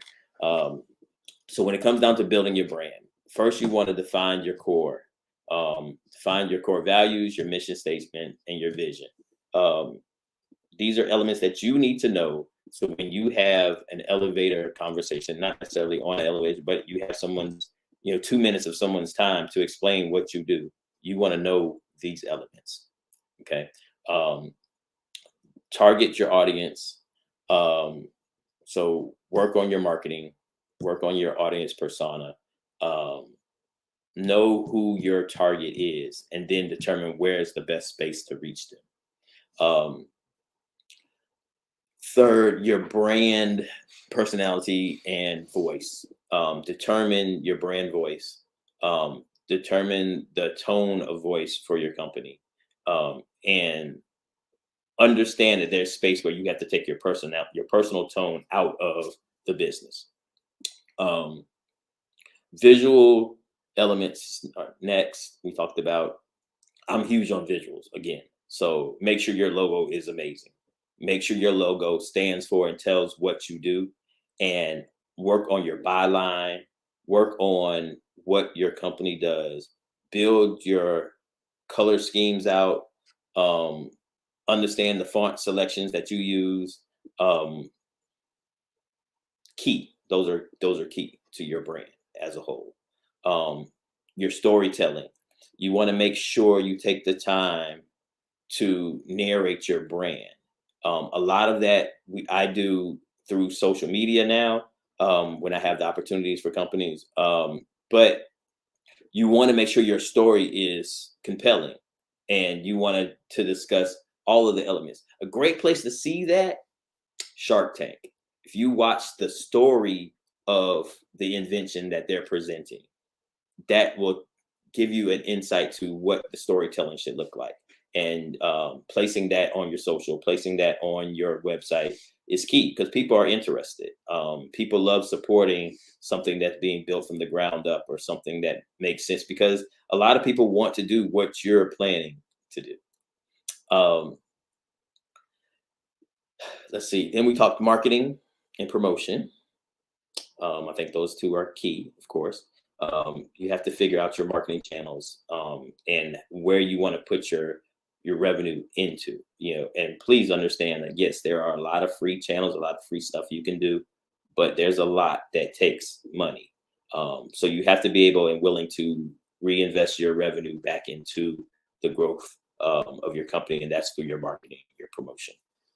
I am, again, a huge fan of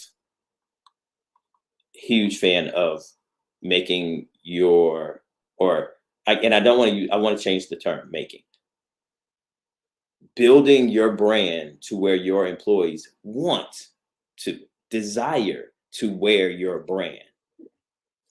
You want your employees to walk around and show your brand and have someone ask about it. That's key. So if the shirt pops hard enough and someone asks, "Hey, what's that?" That's it. You win. That's your win.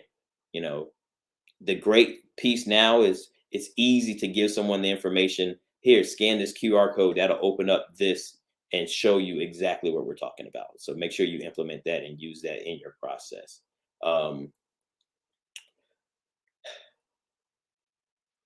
Let's see. We talked customer engagement, right? Discuss that. Feedback. You want to make sure you adapt your feedback specifically for each customer if you have an issue. But you also want to ask for the celebration. Ask for the cheer. Hopefully they enjoyed your product or your service. Ask them if they did, and ask for them to take the time to do a review and reward them for said review. The more positive reviews, the more it works. I'm a person, I'll tell you, I don't read reviews. If I want your product, I'm going to look at your product. I'm going to do my research on it, but I'm not reading what everyone else has to say about it. But I know several people who will read every review, start to finish. They'll start at the 1 stars and work their way up to the 5-star reviews because they want to see what the problems were at first. And then they want to see if someone else has had the same problem, but it fixed. So you want to pay attention to that. And then your performance measurements. Just make sure that you stay on top of your brand and the evolution of your brand. You want to make sure that you continue to grow and you don't just become stagnant and happy with where you were because it changes. And in a heartbeat, someone can come with something similar, or someone can come with a competition piece and beat you and take your client base. You want to make sure you hold on to your market share. So to do that, you have to stay aggressive and you have to be willing to make adjustments and stay relevant. That's the biggest piece with it, is make sure that you stay engaged, you stay relevant, you stay in the public eye, and give some of what you do to help someone else expand their space. It's what I try my best to do. So if you need me, I'm not hard to find. You can definitely find me here.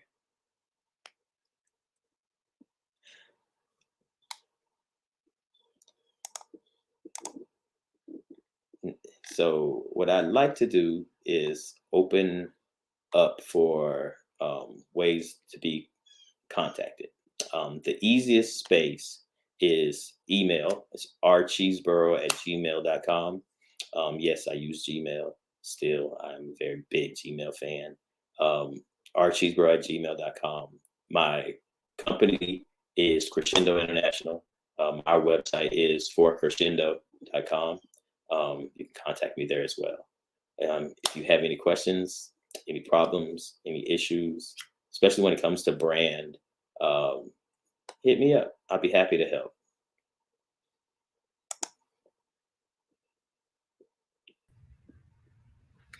Well, thank you so much today for presenting this very relevant topic for business owners, especially those small business owners.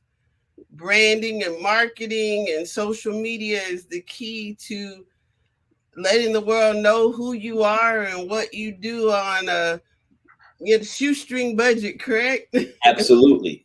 Because you want your budget to grow, and we get it. There are people who are willing to help you on the bottom end of your budget. They just want you to look back and pull them with you when you take off. And that's what a lot of us tend to do. I definitely fall in that space. I will help anyone if I believe in your product. You just have to sell me to believe in your product. That's all. Well, again, thank you. And tell us where we can find you again. Absolutely. So my website, my company is Crescendo International. You can find us at 4 crescendo.com. You can reach me via email at rcheeseborough@gmail.com. I tend to get the questions why I use Gmail. It's because Crescendo is actually a ghost firm. We operate in the background behind different companies. You'll never know that we're managing that company's social media or that company's internal communications. It's not for you to know about Crescendo doing it. It's for us to make sure we transfer the word that the company's trying to reach out to their population. Well, genius is common, and I'll see you on the other side. All right. Every dollar counts. So we want to remind you to donate to the scholarship fund. We want to thank our Black Business Expo USA sponsors for November 2023. NC 100, Moody Capital Partners, Suede Soul, Lotus Richey Coaching and Training, Carolina, Virginia Minority Supplier Development Council, Step Management, 5-Star BDM Media, Barbara H. Smith, LLC, Margie McLean Foundation, Incorporated, Genius is Common, The Hello, LLC, Earth Essentials, Mullane Shania Global, Executive Women's Success Institute, The Quality Coaching Company, Superwoman Business Services, Creative Force Studios, Lee Entertainment, Artistic App Design, Black Business Expo USA. Genius is common, and we'll see you on the other side.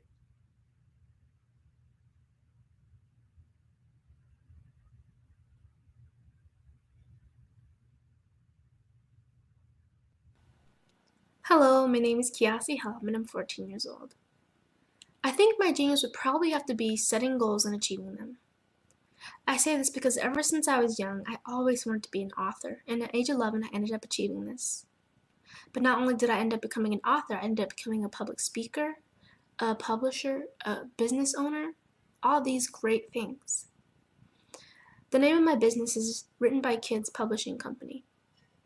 I decided to start this company because I thought it was important for me to help kids my age express themselves through literacy and just achieve their own goals.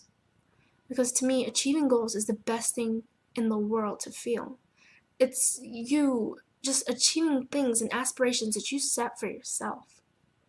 And I know that everybody is capable of this because even if you don't end up achieving the goal, you still tried your best, and that's the most important thing. And everybody is capable of this because genius is common. Thank you. Hello, this is Israel, and I am CEO of Daydreams Interactive and author of Princess Planet. So, genius is common, and as a kid, I loved to daydream. Even as an adult, I love to daydream. And when my daughter became 6 and loved princess characters, but we just could not find the diversity that showed her, we created our own characters. So for instance, you have Princess Nulu right here. Princess Nulu is from Uganda, and her genius is that she loves to take care of animals. She can actually even listen and hear what they say. And then we have Princess Isabella right here. Princess Isabella, she's from Cuba, and her genius is biochemistry. One day she hopes to eliminate disease.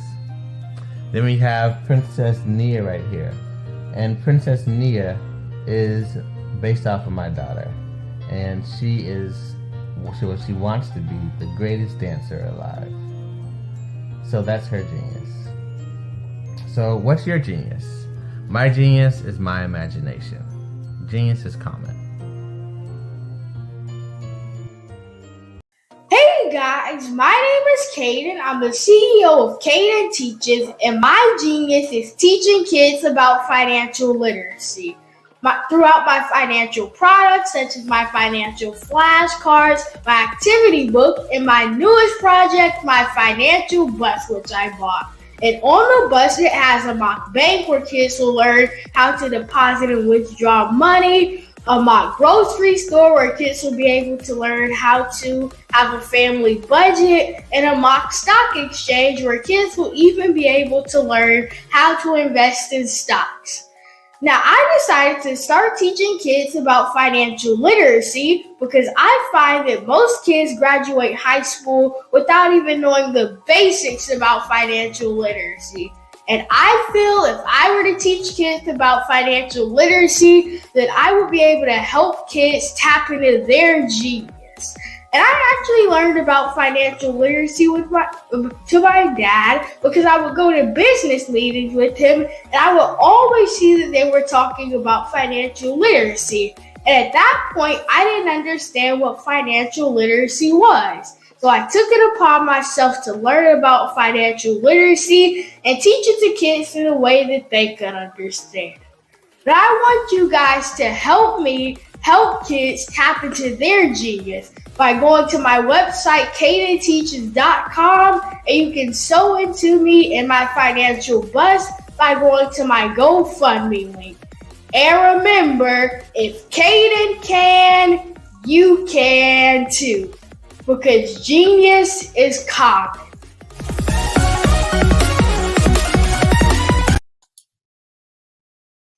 Hi, I'm Barbara Smith. Genius is common. My genius is executive coaching and professional corporate training. As the master executive coach and corporate training ambassador for the Genius is Common movement, I help business owners craft their stories in such a way that you know exactly what they do, what they have, and what they bring to the table. Many times as business owners, we are asked, so what do you do for a living? And we could be crushing in our businesses, but we're not quite sure exactly what to say in a short amount of time. Well, I help you take those stories that are the reason why you're in business and why you're so passionate about your business and craft them in such a way that people are drawn to you as opposed to being repelled by you. Because every conversation, every time you talk to someone about your business, you are excited about it. But are you really conveying what you do, what you have, and what you bring to the table? And do really people understand why you care so much and why they should care that you have the solution to their problem? Well, I'm here to help you with that. As a master storyteller, I can help you with your stories and spin them in such a way that they are intriguing and fascinating. People want to listen to you talk about your business. That's why at the Genius is Common movement, I am the master executive coach and professional training ambassador. That's my genius. And genius? Oh yeah, it's common. The Black Business Expo's mission is to raise funds for high school seniors going to college or K through 12 entrepreneurs. This expo is a fundraiser for students. Please, you may go to www.blackbusinessexpousa.com to donate to the scholarship fund or use the Cash App at $BBXUSA. Our goal is to give laptops and up to $5,000 to 10 students. Students can register online at www.blackbusinessexpousa.com. Every dollar counts. Please donate to the Black Business Expo USA Scholarship Fund.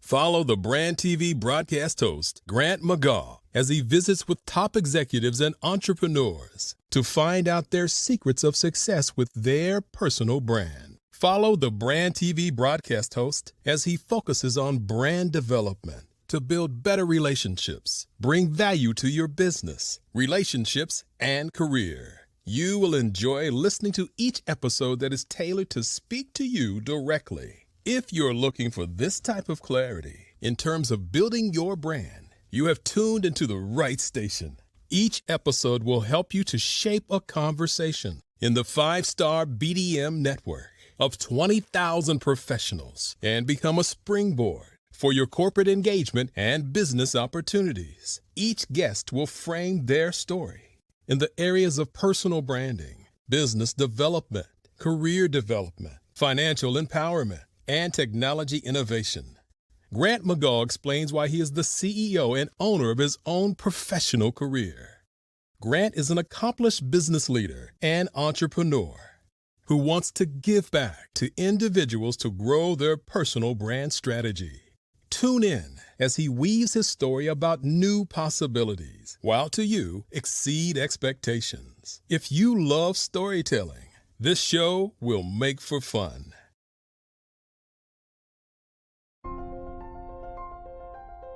What if you could build your own city? A place where every child can find nurturing people to help them achieve their full potential. A place where every adult can access job training support. Where health education is abundant. Where social justice ruled the land. A place without limitations. Welcome. You have arrived at STEM City USA. It is what every city should be. A safe and trusted community where you find people and resources to help you become everything you are and beyond.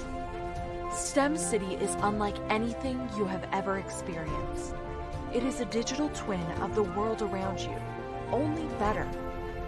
STEM City is about energy and soul renewal. It is more than a digital world. You can almost feel the power of live cultural events, music, and theater.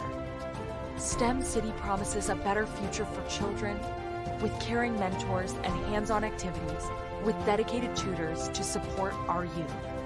STEM City is your passport to a healthy lifestyle with weekly events addressing our community's many issues. STEM City is your financial well-being with helpful information on wealth management, career advancement, job training, and so much more. STEM City is the community you deserve. It is the city where your dreams can come true. STEM City USA, a place in the sky that is accessible to all who reach for the stars.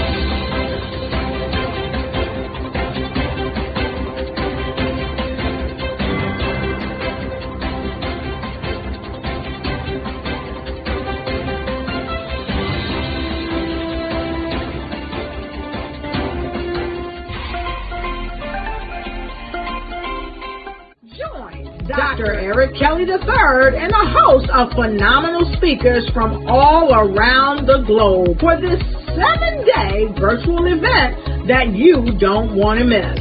The mission of the Black Business Expo is to raise scholarship money from kids all the way from high school all the way from college. The Black Business Olympics is one of the largest Black business showcases in the world. It is an opportunity for businesses and companies to showcase their businesses globally. We are going to be giving away laptops up to $5,000 away to students.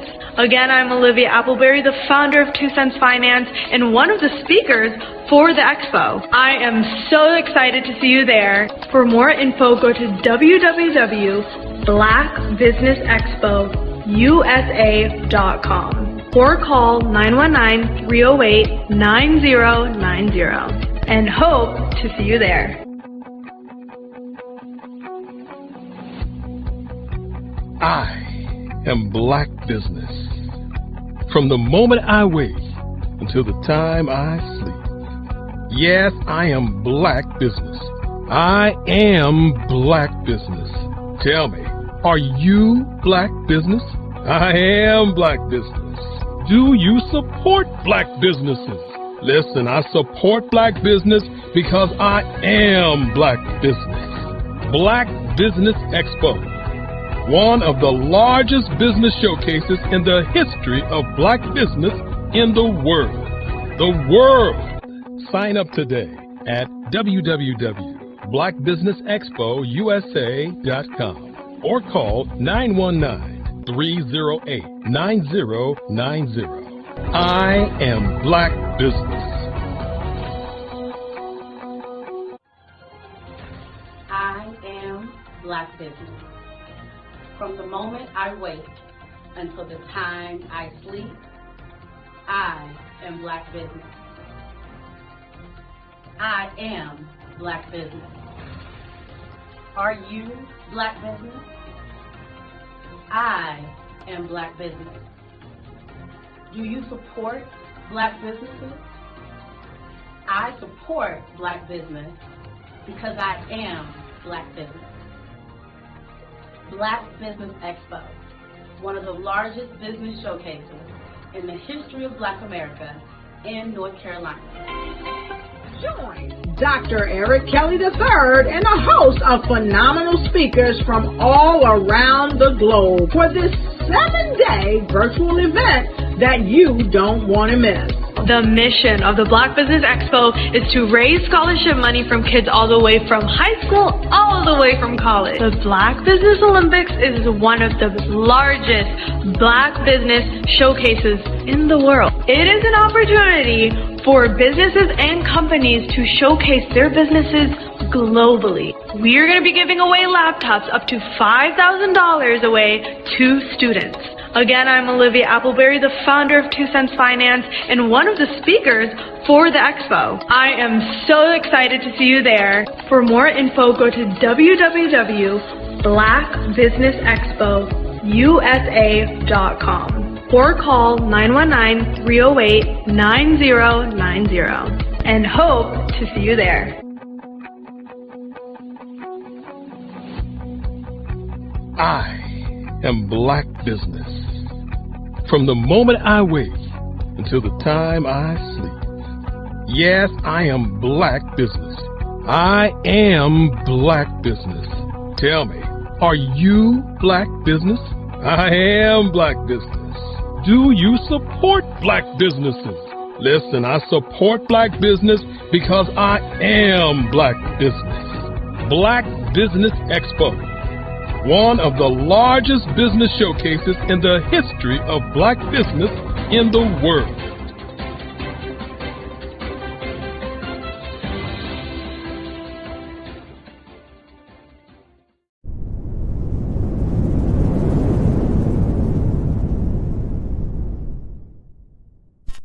I'd like you to imagine with me, if you will, opening an app where you can collaborate with like-minded individuals from around the world, get inspiration and in-app tools to launch and grow your business, as well as share your knowledge and earn compensation, all in one app. Well, the name of that app is Truso, short for Truly Social. Hi, I'm Matthew Newman, the founder and CEO of Truso. A new concept in social media, Truso is designed from the ground up to be a platform that's both social and empowering for all its users. How exactly do we do that? I'm glad you asked. First, Truso brings the world together via video. Psychologists assert that video provides a significantly more effective connection than audio only. When you enter a community on Truso, you're face to face. Second, on Truso, you don't have to have 1 million followers to monetize. Our business model allows all hosts and moderators to monetize, no matter the size of your following, by 1, producing fee-based content, and 2, inviting others to join the platform as subscribers. Even more, Truso has an in-app resource library with over 100 free resources, forms, and documents to help you build your brand and grow your business. Third, Truso is inclusive. The deaf and hard of hearing communities make up 360 million people worldwide. Unlike audio-only apps, Truso embraces this community, providing a networking platform that allows them to participate via video and closed captioning. We even have a deaf and hard of hearing foundation in the works as well. Fourth, Truso is both social and safe. We refer to Truso as a virtual extension of the beauty shop, barbershop, and brainchild of the community. A place where there's laughter, along with wisdom, growth-oriented conversation, and genuine connections in a safe space. Truso even has proprietary security to ensure we maintain a safe environment for everyone. Where are we at now? Truso is live, y'all. We've launched in beta and we're acquiring users daily. We have an incredible development and marketing team, plus amazing celebrity influencers at the table helping us spread the word around the globe, beginning within the African diaspora and beyond by creating a safe space for growth, connection, and collaboration. We're truly excited about True Self. We've created something special for which there is a global market. And we invite you to embark on this journey with us as a shareholder. The future for Truso is truly bright. Join us and let's go there together.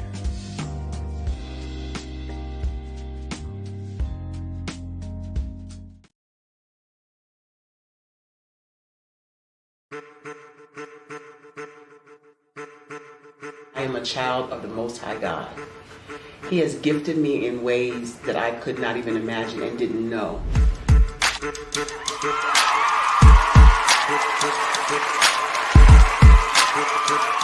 There was a time when I didn't know who I was. I listened to other people tell me who I should be, what I should do. I listened to people telling me that I should be a boutique owner, that I should be a construction manager, that I should be a laborer. Have you ever felt like you should do something else, be something else, go somewhere else, be wherever you wanted to be, and you felt like you were in a box? Anybody in the room? And you couldn't get out? Anybody in the room? And you kept trying to go and you couldn't get out? Anybody in the room? But let me tell you, you need to rock the box. Rock the box.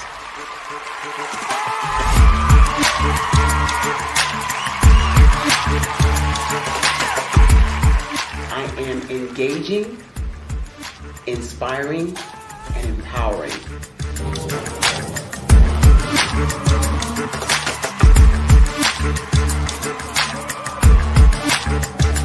I would give you everything I know. Just by touching you, if I could, by osmosis, give you every single thing I've learned, I've gone through, I know I would. We know that's not possible, but as it is possible, I love to share information with people. Some of you out there, people have told you that you can't be, you can't have, you can't do. But I will tell you, like Kinston said, you can, you must, and you will. If it's to be, it's going to be me. You got to say it. If it's to be, it's going to be. If it's to be, it's going to be. If it's to be, it's going to be.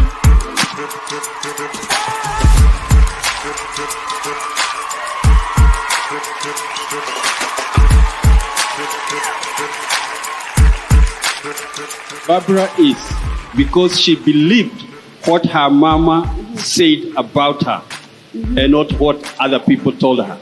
Every day you wake up, when you're in a situation, it's your choice whether it's an advantage or the disadvantage. She gained her confidence and her life, and now she is a testimony.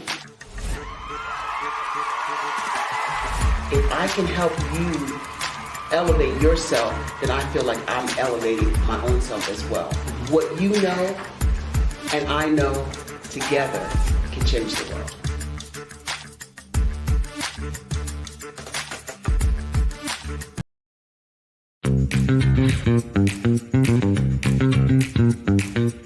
It's time for you to start bossing in social media. For all your social media needs, you've come to the right place at the right time to get your website designed, landing page, social media platforms, and get the training you need to get in front of the people that's ready to buy your products and services. Let me train you with StreamYard, Zoom, Clubhouse, and much more. And let me help you get your virtual professionals, not assistants, because assistants can only assist you, but the virtual professionals can give you that professional flavor that you need to expand your reach and increase your revenue. Jump on in and get in where you fit in and start boxing today.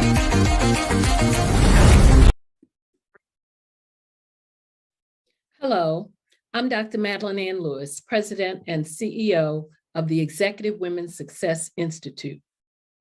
And my genius is helping women accelerate the path to success. You know, I was blessed to have strong women in my life who encouraged, motivated, and pushed me to do my best and to never even think about giving up on my dreams. So I say to women, we must show up to rise up.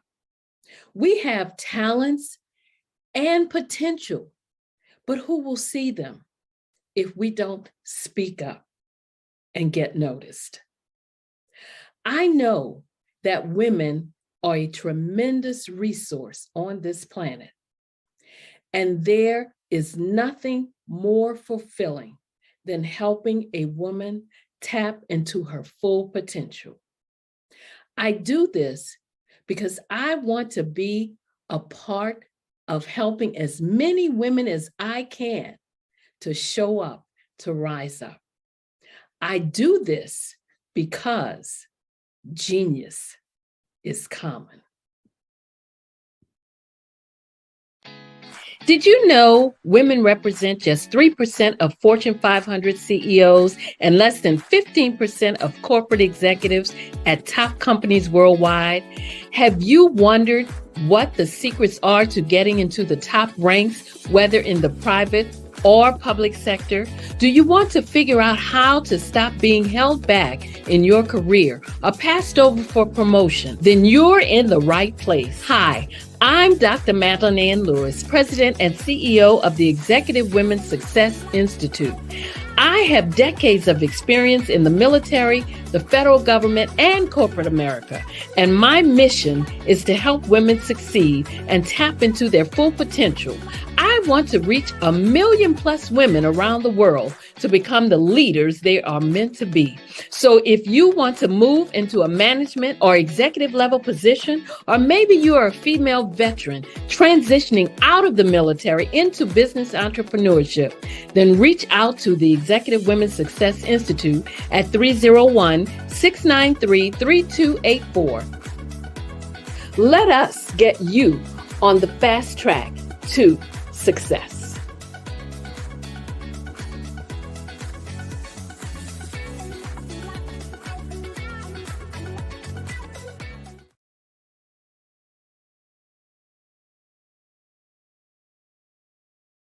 Follow the Brand TV broadcast host, Grant McGaw, as he visits with top executives and entrepreneurs to find out their secrets of success with their personal brand. Follow the Brand TV broadcast host as he focuses on brand development to build better relationships, bring value to your business, relationships, and career. You will enjoy listening to each episode that is tailored to speak to you directly. If you're looking for this type of clarity in terms of building your brand, you have tuned into the right station. Each episode will help you to shape a conversation in the 5-star BDM network of 20,000 professionals and become a springboard for your corporate engagement and business opportunities. Each guest will frame their story in the areas of personal branding, business development, career development, financial empowerment, and technology innovation. Grant McGaw explains why he is the CEO and owner of his own professional career. Grant is an accomplished business leader and entrepreneur who wants to give back to individuals to grow their personal brand strategy. Tune in as he weaves his story about new possibilities, while to you exceed expectations. If you love storytelling, this show will make for fun.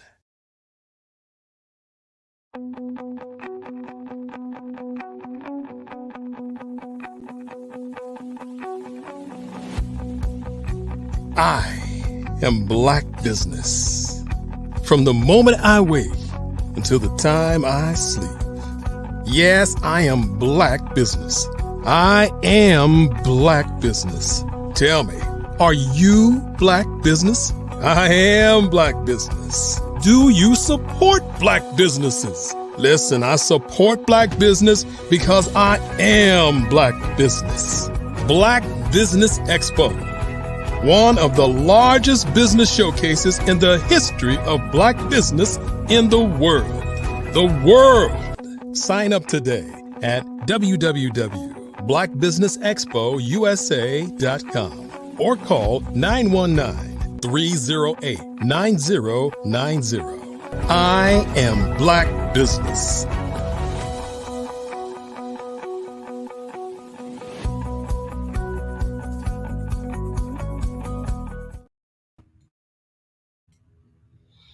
Good morning, business owners, entrepreneurs, thought leaders, and corporations.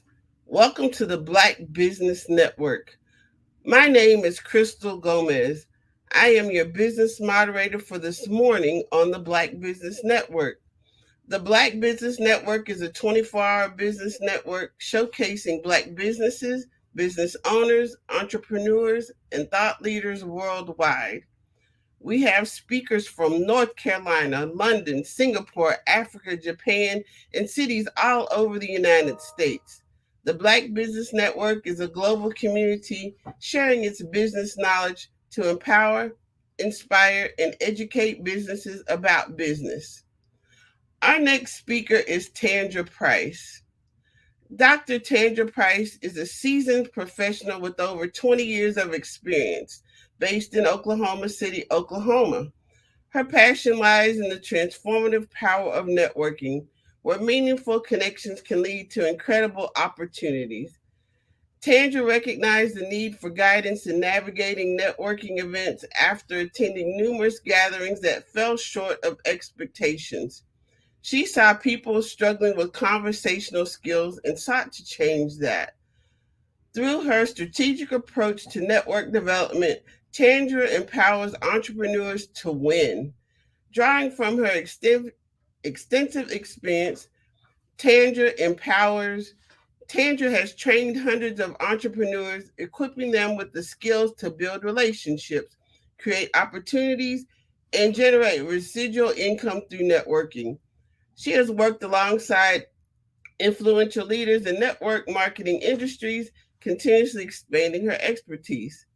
Tandra's commitment to fostering global success led her to create a platform that inspires, empowers, encourages, and educates entrepreneurs to achieve their goals. Tandra's impact extends beyond her network growth work. She co-hosts networking group discussions and frequently serves as a guest speaker on podcasts and at other speaking engagements, sharing her insights and expertise. Tandra Price is dedicated to empowering entrepreneurs and creating a world where everyone can achieve their full potential. I present to you Dr. Tandra Price.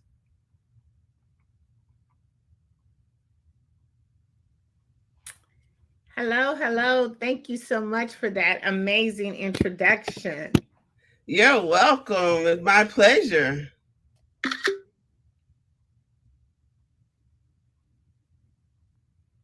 Okay, so let's just jump in real quickly.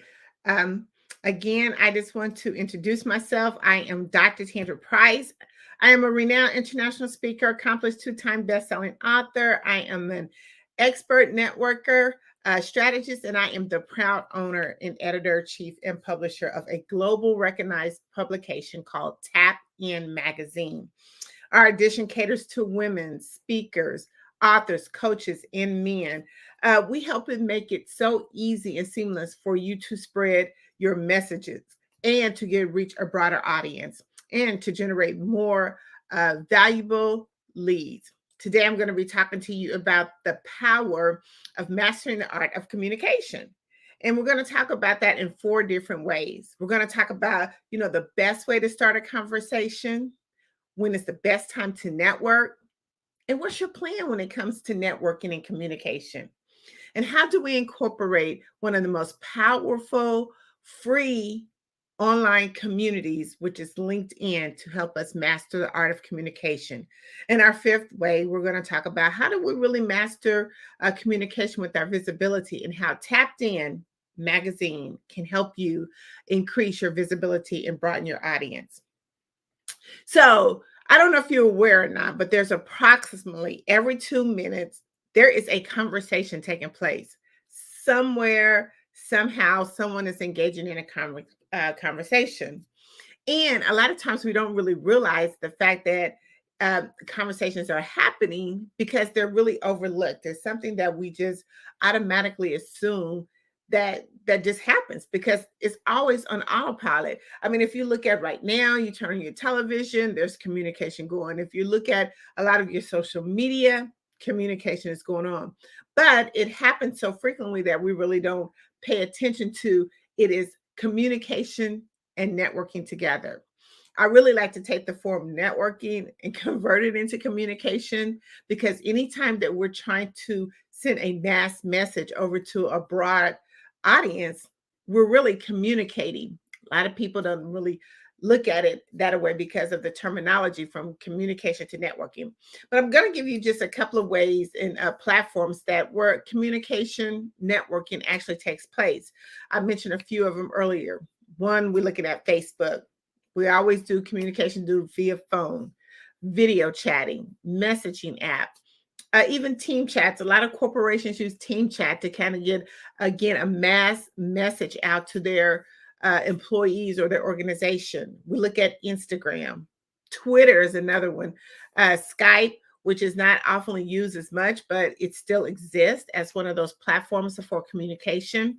We have Google Meets, which is a lot of people use that in the different form of Zoom because they feel like Google Meet is a much more better platform. Again, we have Zoom, Slack, WhatsApp. WhatsApp is a really popular platform where a lot of communication takes place, and you can reach a broader audience because you can reach anyone in the world through WhatsApp. And of course, we have Streamline, which is one of the popular platforms that we use today here on the Black Business Olympics. But again, I want to kind of, again, as I mentioned, take communication and networking. They're really a combination together. I like to use the word communication. So throughout our conversation or throughout my presentation today, you always hear me say communication, but it's basically a form of networking. Again, it's anytime any individual shares information or insight about their area of expertise. If you are in business, or if you're selling a product, if you're trying to tell a story, or even if you're trying to meet someone, even if you post anything on social media, it is a form of communication and networking. See, because you want to ensure that your message gets sent to the right target audience. Whether you, again, are making a post, whether you're doing Facebook, there's a certain audience that looks at you, that's paying attention to you. And you want to make sure that you have a clear, concise message every time that you actually are trying to connect with someone. So let's jump in real quick, or dive in real quickly. You know, what's the best forms of communication? Well, these forms, I'm going to tell you these strategies. There's something that we do automatically. We really don't notice it. But let's just kind of take a real quick step into those. One is we're always introducing ourselves. Whether you're meeting someone in a professional setting or just a casual setting, you always are introducing yourself. Or if someone are meeting you or introducing you, it's always the first step of starting a conversation is introduction. If you're in a business setting, we always normally do that firm handshake just to give them that understanding that, you know, it's more of a business environment. A lot of times when we're introducing ourselves just on social, you know, it's more of that laugh, comfort in our own zone. But the first thing we do is starting communication is introducing ourselves. The second way, we always are asking questions. It's a way of kind of keeping the conversation engaged, keeping it going. A lot of people want immediate response. So normally when you ask the question, you're looking for that response. And when you get that response, then it kind of just reciprocates into a conversation going back and forth. Another way, which is the third way, is always asking advice or opinion. People love to ask for help. They like for you to ask for their help or their advice or their opinion on, you know, different specific matters. The fourth way is compliment, which is, I feel like it's my favorite way to go into any kind of conversation. It's just doing a compliment. You can compliment someone on their shoes, their clothes, their hair, and it gets that conversation going. It is the easiest way. The fifth way is making an observation, making observations. You know, let's pay attention to our surroundings, because when you're actually in a conversation, you can always pick different clues depending on where you're at. If you're in a social, professional, or just even at the gas station, you know, you can pick on a certain environment to start talking to someone and generating a conversation. The sixth way is humor. Everyone loves a good laugh. So you cannot help us start a conversation by breaking the ice. I look at humor as an icebreaker when it comes to conversation, because everyone is willing to get that inside laugh joke. And it just helps bring the tension down into the conversation. Storytelling is the best way to get to know who your prospects are, because they love to tell a story about a certain experience that they've done, or something they've done in their job or their corporate business. Storytelling is always a way of you defining if you can be of assistance to the person who you're actually talking to, or if you could be the best referral for them. I always show genuine interest when you're starting and when you're in a conversation or starting a conversation. A lot of times when we're trying to start a conversation and tell someone about some of these particular things that are happening, if they're not paying attention, then it kind of like shows that person that you're really not interested. And anytime that you want to have a conversation, they always say, make sure you have that eye contact. Make sure that you're looking directly into the person's face so they'll know that you're paying attention. And whether you're nodding your head or something that gives them that you are part of the conversation. And share your experience. You know, a lot of times if you have been attending an event, share your experience that you've been at that event, or share an experience of something that is a commonality relationship. And always the best way is on current topics. Like a lot of times I always talk about, let's make sure that we're increasing our personal development. So stay abreast of current topics, especially in your expertise in your industry. Make sure that you're aware of everything that's going on and that you can be of some value in a conversation by sharing some of your current topics that is going on. I get a lot of times, because they call me the networking ninja, which is something I got from my clients. They always say, Taylor, when is the best time to network? You know, when is the best time to network? And I said, the best time to network is right now. Anytime you get up in the morning and you begin to have a conversation, whether it's with your spouse or someone that you're trying to network with, anytime you are starting a conversation, you are networking. Because again, you're exchanging your message. You're delivering a message to someone that you want them to understand exactly what you're doing. And you're connecting the pieces. See, when you look at networking, you're connecting. And a different terminology, especially in computer or tech industry, they say networking, you're connecting the gadgets, the pieces, and you're doing the same thing when you're having a conversation.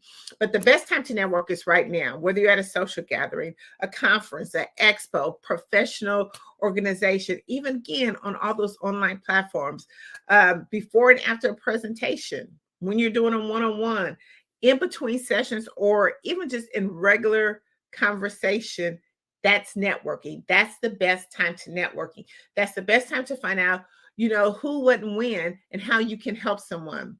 But when we talk about mastering the art of communication, it comes with so many benefits. That's why it is so important to make sure that when you're networking and spreading your message, that you are very clear and concise, and that you've done all those different things we talked about earlier about starting a conversation. But just think about the benefits. You know, it brings you on different ways to enhance your negotiation. So when you're trying to actually talk to someone about your products and services, being a part of networking / communication, it helps you to enhance those negotiations, because when we're listening, we're looking at our environment, we're understanding what's going on around them. It builds trust. Because here's the thing about it. If people build trust with people who they know, like, and trust. So the more that you're talking, the more that you're communication, the more that you're helping them even share references, you are building that trust and credibility over time. It gets you into successful networking. It helps you to engage with others confidentially. You can actually now understand really what their concerns are, their issues are, and how you can really help them. It also builds a stronger connection. The more that you are networking and communication, it helps you to understand and build a long-lasting relationship with your prospects. But it also builds loyalty and support. I mean, you can receive more support from others when you are communicating and networking, because they understand actually your industry. They understand exactly where you're going. They understand your vision and mission. See, it helps you also as a benefit increase your visibility. The more that you are networking and communication, that means the more you're out at different social events. It's helping them understand who you are. It's helping with your branding. It helps you to collaborate too, because just think when you go to all those different events, you're collaborating, you're connecting with other people within those events. And then once you start collaborating, then you start building bigger on your platform. It helps you to give what I call the resource bank, be able to pull out your resource bank of different referrals and resources that you could do. Another thing that communication and networking does, the benefit of it is it's giving you access to resources. We talk about a lot of times about building professional development, but in order to sometimes to be able to get into these rooms that a lot of times we don't get opportunities to, it gives you that access to resource, because when you're talking and networking with other people, they're letting you know of different things that's going on or what's been working for them, or different networking events, or even different promotional events that you can use into your business. It helps you to be able to access that resources that you probably wouldn't be able to have access to. Again, brand awareness. We always want to make sure that our brand is out front and forward. I always call it, it's the store display of your it's the window display of your store. Branding is so important because when they look at through the window of your store, your brand has to be present right then and there. It helps you to promote your business and to a bigger audience. Another benefit of networking / communication, it gives you access to some of the decision makers, which we're going to talk about a little later, about the major big platform that is so underused. It helps you identify trends too, like what's going on in the marketplace. When you're not networking and communication, you really don't know. We have to step out of that comfort zone. You've heard that saying, right? Get out of your comfort zone. And that's really the benefit of networking and communication. And it helps you get so much business growth as well. I always tell people when we go to networking events, whether it's conferences, virtually or in person, what's the plan? See, we have to have a plan when it comes to networking. What are we doing? What's our objective when we go? I'm going to go over these real quickly for you. One, you got to set a goal. Anytime you go in networking or you're trying to give that mass message out, what is the main goal? What do you want to achieve by getting your message out? A lot of times we don't look at that. We just have a message and we're trying to get it out. But what's your overall goal? What do you want to happen when somebody actually hears your message? The second thing, when you go to a lot of different networks, let's do some research on the events of the people who's hosting the events, how long the event's been around, because the most important thing is time. And we want to make sure that we're maximize our time to the fullest. And the only way that we can do that is making sure that we're in the right places at the right time with the right people. So make sure that you are doing a research on your event. Prepare your introduction. People do not like to be sold at networking events. It's all about relationship building. So when you're actually trying to prepare or plan to introduce yourself, make sure that you're doing it in a way that does not seem salesy. Make sure that you're doing it in a way that's authentic to who you are, so they'd be able to make that connection. So the person who you're actually connecting with, they feel that energy. See, that's the thing about it. When you prepare your introduction, you want someone to feel your energy, your enthusiasm, like, I want to be a part of what you're doing. So make sure that you prepare. Preparation is the key. Bring all your essential materials. Make sure that you have your cell phone charged. If it's your iPad, whatever it is, make sure that you have the essential tools that you need, because it's nothing worse than going to an event and you're not properly prepared. Making sure that your phone goes down, or that all your social media contacts, everything. That's the next thing. Let's make sure that all of our digital presence are updated. Because one thing, when you go to networking, just think you only have that 60 seconds, not even 60 seconds, 10 or 15 seconds to make that first impression. If they go to your site and it's aesthetically pleasing, they're not going to want to do business with you. Make sure that your website looks good. I mean, all the function, all the buttons that's working. Make sure that all your contact information is up to date, because no one is going to be searching or looking for you. Once you make that initial contact, that is the most important thing. So make sure that all your stuff is updated.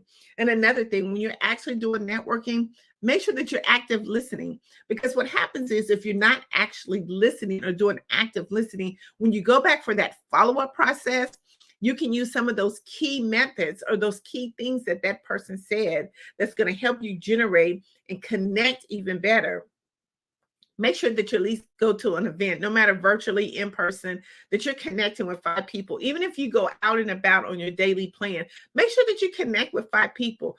There's nothing wrong with walking up to someone and connecting with them. If you're an introverted person, don't like to talk, guess what? We're your brand. Make your brand stand out. Wear bright colors. Just smile, because that will actually start the introduction. That will actually start a conversation. It will actually open up the doors for you to be able to make that 5th or that 4th connection for the day. Another thing, when you're talking about, connecting with at least 5 people, join Facebook groups. A lot of times these conferences, they have Facebook groups because they're trying to build a community. The best way when they're trying to build a community, that they want you to feel good and welcome when they come into their event. And how they do that is through Facebook, because the people that join their Facebook group, it gives you an opportunity to go through the Facebook group and connect with 5 or 10 people. They do that a week to 2 weeks before their event, because they want you to already be able to connect with someone. Remember, when you're out here doing these events, the whole goal is for them to build communities, to build those resources, to give you access to things, to start communicating and talking, breaking the ice, so it doesn't feel awkward when you actually go to the event or if you see them virtually online. Always have a follow-up plan. Do not go to an event without having a follow-up plan, because you've wasted your time. You wasted the valuable time that you could be using to do something else to help be more productive within your business. I talk about 10 income producing activities that we should be doing before 10. And if you're going to a networking event and you've went that whole event, didn't get 5 contacts, didn't even, stop to even make a proper introduction, then you've wasted valuable time that you could have been using. And right now, time is of the essence. We want to make sure that we're maximizing our time. And one of the things that a lot of times people say when they go to networking events, oh, it didn't work for me. Okay, did you have a plan? Let Tapped In Magazine help you to develop that plan, so when you go to these events, that you're maximizing your time, you're getting the maximum benefit for every time that you go to these events. I talk a lot too about virtual events.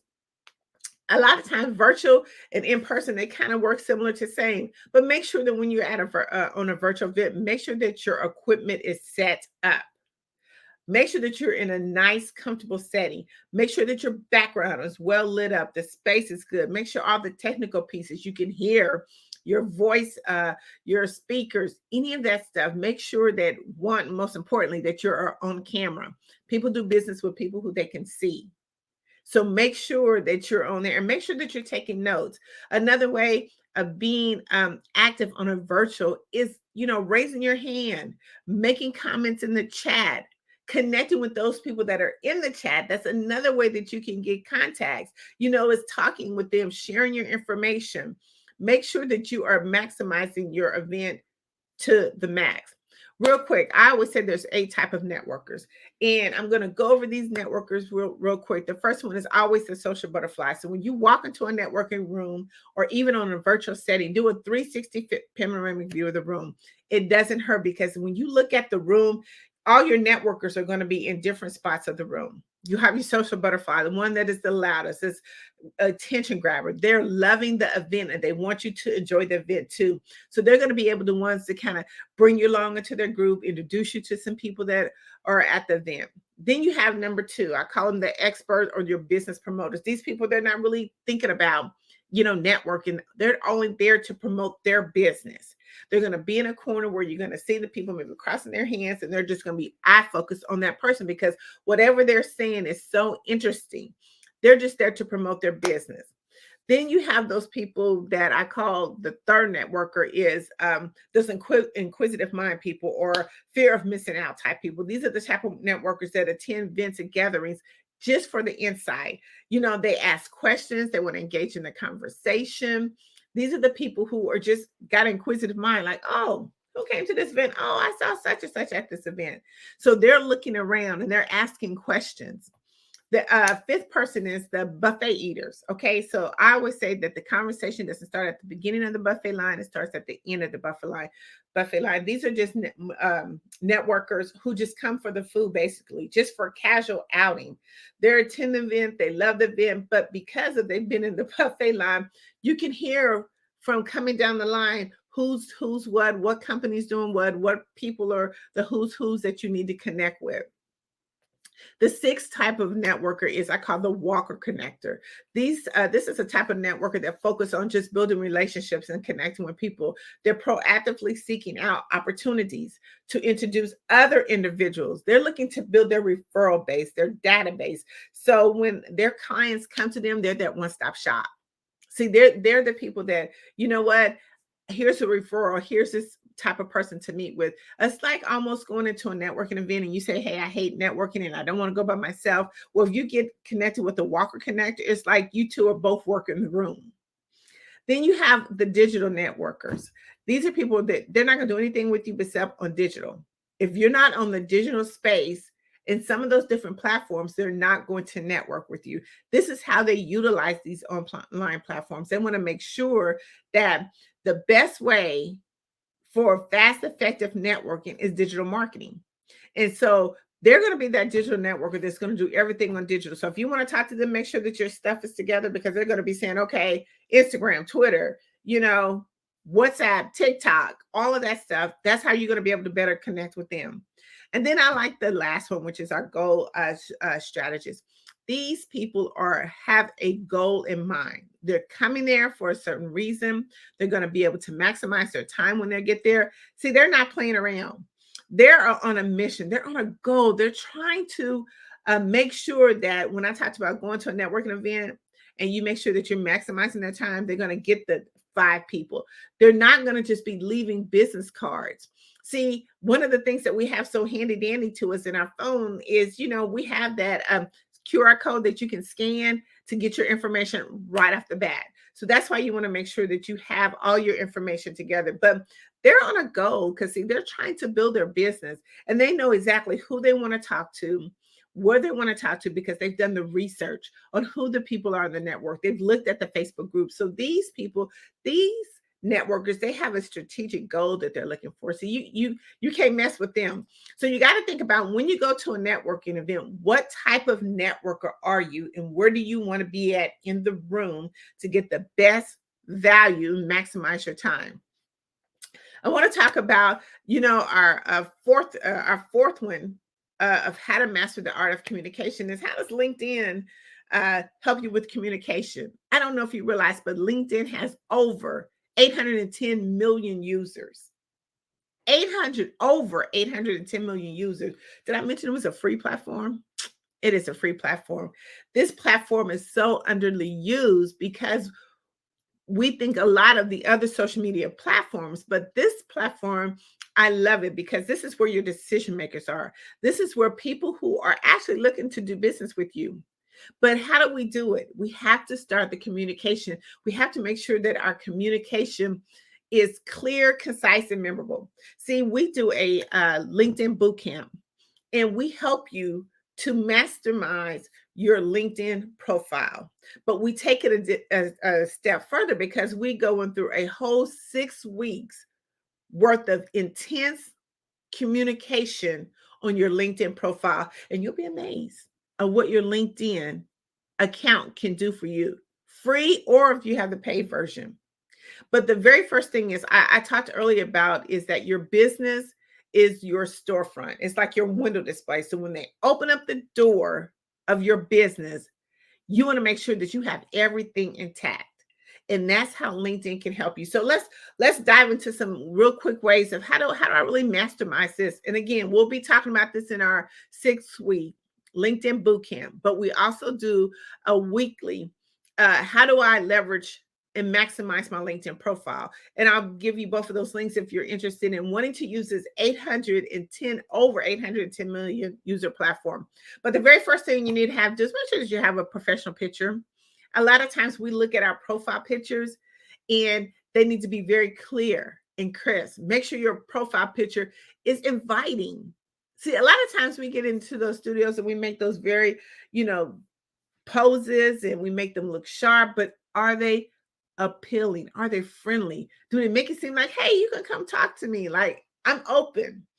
The next thing you want to do is make sure that you have a headline. It is so important that your headline is your branding. So if your headline is not not displaying exactly what you do, it's going to be hard for when someone is searching for you to really understand what is it that you do. You know, we're not using stock image. Use what is actually connected to your business. The next thing we want to talk about is highlights in our platform or in our profile. And we talk about this in how do I leverage my LinkedIn platform or my LinkedIn profile in 90 minutes. We talk about all these different things, but one of the things is you got to do some highlights and videos. Most people are now looking at videos. They're so engaged in videos more than they are print or more than they are writing. You have to make sure that another way to get your message out is do some videos, do some reels. It's the most effective post. You'll get so many more impressions on it. Your summary, make sure that you're highlighting your strengths and provide a glimpse of your professional journey. A glimpse. You don't have that many words, but just provide a glimpse. Experience, make sure that you're detailing your work experience. Focus, especially if we're entrepreneurs, focus on your accomplishments and some results that you have done for your clients. A lot of times they look at that, you know, what I mean, like, what really have you done? How can you benefit my client, or how can you benefit my business? Let's talk about our skills. List all the skills that are relevant to your expertise. Endorsements. Make sure that you look at people who are doing your endorsements, that they are actually looking at what you have done. They're endorsing on your skills, whether you're good in networking, communication. When they actually endorse you and how many people endorse you, it makes a difference. It takes you almost up to the feed. We talk about, you know, the algorithms and a lot of the different social media platforms. LinkedIn has that algorithm too, but how you're really landed on a lot of those pages is depending on what you put into your profile. Education, include any of your educational background, highlights, degrees, anything that you've done that can be of help of other people. Make sure certifications. A lot of times we miss out on that part of the of our profile, is that we don't really list any certifications that we have, you know, big or small there, and you got a certification or a license for, make sure that you showcase it. Recommendations, seek out recommendations. Ask people, if you have a following, to, you know, give you a recommendation so you can add that to your LinkedIn profile. Volunteer. A lot of times people want to see what other causes that you are a part of. I mean, what else do you do? I mean, what is your passion about? How do you serve? How do you give back? And that's kind of really where the volunteer and experience shows. Media attachment. Make sure that you're putting your media information on there, because a lot of times, you know, we want to see what you've done. Like if you've been in publications, magazines, like Tapped In magazine, but magazines, newsletters, articles. How many people have, you know, wanted to have you showcased into their platform? What about conferences, things of that nature, anthology books? Put any type of media contact information there, and then make sure that you're actually engaged with your network. Make sure that you're actually participating, maybe like in LinkedIn groups and things of that nature. Put how they can connect with you. Show how you communicate, because see, our SEOs, our search engine optimization, helps it so much when it comes to people trying to find us. But see, once we can master that profile, because see, that's the start of the communication. And here's the crazy thing about it is, when we think about that, we kind of look at just skimming on that. That's why it's not really utilized, because you feel like, okay, I can go to Facebook, I can go to Instagram. Okay, you have to look at and take some of these same things over to those different platforms, because if your client or your ideal client hangs out in those areas, then you want to make sure that, hey, this is about me. This is how you can connect with me. This is why you want to, you know, join my programs, join my classes, my workshops. They have to have a reason. And the better you make it, the more people that you're going to get. The LinkedIn process is because, see, you have their email. You have so much access to them. You have their email. You have their direct connect. Anytime that you want to be able to connect with somebody, you have all the information right there at your hands. So you don't have to go and search for it. So we want to make sure that we utilize that. Join us on our it's 90-minute mastering how do you level your LinkedIn profile. We'll walk you through the steps. We'll show you exactly how that. And then you can jump on over to our bootcamp, which we go into such great detail. We have had so many clients who didn't realize their the power of their LinkedIn profile. We took them from having 500 followers to now they have over 3,500 followers and growing because we've showed them different techniques of how to do it.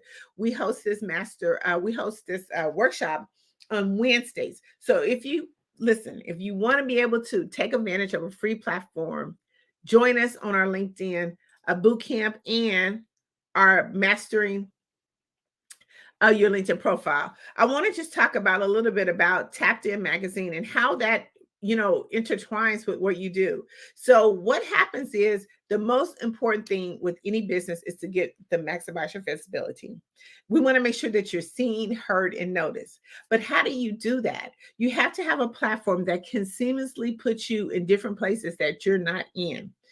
Statistically, any entrepreneur should be in a publication at least 12 to 13 times a year. Now, and the reason why that is because you are always actively doing something with your business. Your business is growing. So your business ain't the same as it was yesterday. See, it's new today. But you want to make sure that people understand that. You want to make sure that when people click on your information, that they know who you are. I always like to use like the Walmart or the Target ad. I can tell you right now, even since Black Friday, I have had so many text messages about different special offers. So anytime I open up my phone or looked at my Facebook, boom, it's right there. And see, that's how you want to be as well. You want them to be able to see whenever they click on your link. See, because once they click on your link, you got them. But when you get them, you got to keep getting them. You got to keep talking about your programs. You got to keep showing up in their feeds, on their text messages. You have to keep showing up in different spaces that people don't even realize that you do. Even like now, the national television, we have to keep showing up. But we have to have a strategic way of making sure that we stay visible. See, with the Tapped In Magazine, we give you that strategic way to help stay in you getting credibility. We help you enhance your audience. We help you to enhance your business. We help you to grow. One of the things that we look at is we want to make sure that we give you the exposure that you need. We want to make sure that when we put your article into our publication, that it's a clear, concise message. What are we talking about today? What is going to get that readership to really want to go at the bottom and click on your link? See, Tapped In Magazine helps you with that. We help you filter through all the things that you need. It's not just a story. See, it becomes a statement. See, when you actually go into a client and you hand them a publication with your picture on the front, it's no longer a magazine. See, it becomes a statement. It becomes that conversation piece. It becomes you're mastering the art of communication because see, not only are you getting that message to them, but see, that message is going broad. See, they'll look at it and they'll be like, wow. Okay. See, they've taken the time to strategically increase their visibility. See, another thing that with all the mastering of art of communication, you got to get your voice amplified. How do you amplify your voice? Like, how do you scream out loud without really screaming out loud? How do you do that? See, Tapped In Magazine helps you do that. One of the things that everybody wants to do is have that global audience. How do you get into a global audience? A lot of times we go into stages and we talk internationally, but there's much more to a global audience. How do you actually be able to be like on their platforms, on their newsstands, in their feeds? See, we make sure that by our global reach, especially being in the UK, it gives us access to those people who we're trying to connect with. We talked about when is the best time to network. Right now. So when we look at Tapped In Magazine, we look at taking you every space that we go, like we're going to the Super Bowl. So when Tapped In Magazine goes to the Super Bowl and we make everything aesthetically pleasing for our clients, people click on the message and they're like, oh my God, you have X, Y, and Z. But see, here's the unique thing about how we help you to amplify your voice is that when you come into our publication, everybody gets on the front cover. Let me say that again. Tapped In Magazine, everybody gets on the front cover. We normally take up to 15 people per publication, but every person gets on the cover of that. Let me tell you why that's so important. See, we wanted to be unique. We wanted to change the networking space. We wanted to make sure that everybody's voice get heard multiple times. And how do you do that? By being on the front cover. Because see, the more times that you're on the front cover of Tapped In magazine, the more people from the other networks are going to be looking at you. So they're going to be looking at you. See, it's not just, okay, today I get this magazine and then I put it on the shelf. Tapped In magazine is going to help you to amplify your voice and show you how to get that global audience, that global reach. How do you connect with other influential leaders that are inside of the publication? See, it's no longer a magazine. It's a statement. So go to tappedinmagazine.org. We're working on our holiday issue. We would love to have you there, but make sure that you always are mastering the art of communication. Well, thank you so much. I want to be seen. Well, come on. I'm coming. So again, where can we find you? You can find me at Tapped In, that's TAPIN magazine.org. It's all one word. Go there, click. We have our Black Friday special still going. So yeah, join our publication. Well, thanks again. Yes, thank you. Genius is coming, and I'll see you on the other side. Genius is coming, and I'll see you on the other side.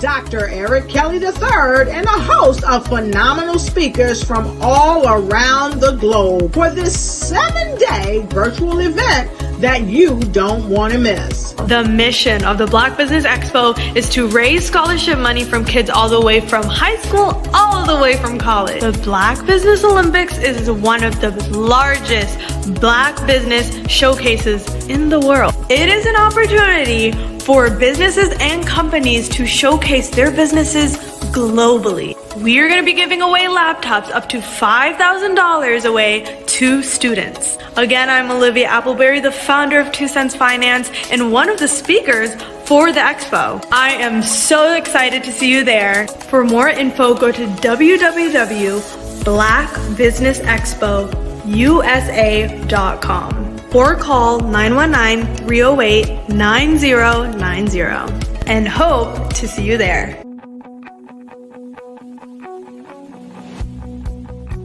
I am Black Business. From the moment I wake until the time I sleep. Yes, I am Black Business. I am Black Business. Tell me, are you Black Business? I am Black Business. Do you support Black businesses? Listen, I support Black business because I am Black Business. Black Business Expo, one of the largest business showcases in the history of Black business in the world. The world. Sign up today at www.blackbusinessexpousa.com or call 919-308-9090. I am Black Business. I am Black Business. From the moment I wake until the time I sleep, I am Black Business. I am Black Business. Are you Black Business? I am Black Business. Do you support Black businesses? I support Black business because I am Black business. Black Business Expo, one of the largest business showcases in the history of Black America in North Carolina. Sign up today at www.blackbusinessexpousa.com or call 919-380-9090. I am Black Business. I am Black Business. From the moment I wake until the time I sleep, I am Black Business. I am Black Business. Are you Black Business? I am Black Business. Do you support Black businesses? I support Black business because I am Black Business.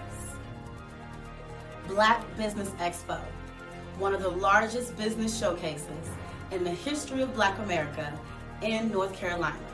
Sign up today at www.blackbusinessexpousa.com or call 919-380-9090. I am Black Business. I am Black Business. From the moment I wake until the time I sleep, I am Black Business. I am Black Business. Are you Black Business? I am Black Business. Do you support Black businesses? I support Black business because I am Black Business. Black Business Expo, one of the largest business showcases in the history of Black America in North Carolina. Sign up today at www.blackbusinessexpousa.com or call 919-380-9090. I am Black Business. I am Black Business. Are you a forward-thinking entrepreneur or business owner? The world is changing faster than ever, and it's time to pivot and adapt to the future. Hello LLC is here to help you do just that. Hello stands for helping enterprises leverage leading-edge optimizations. Our innovative solutions can streamline operations, reduce overhead costs, and give you a competitive edge in a market projected to reach $5 trillion by 2030. By pivoting to the metaverse, businesses can tap into a rapidly growing market that is projected to be a significant part of daily life for 25% of Americans by 2026. As a full digital metaverse agency, the Hello LLC can help you create custom solutions to streamline operations, increase productivity, reduce costs, and drive brand recognition. Why should you pivot to the metaverse with the Hello LLC? By leveraging cutting-edge technology, you can provide immersive experiences for your customers, expand your global reach, and unlock new revenue streams. Contact us today to make the pivot.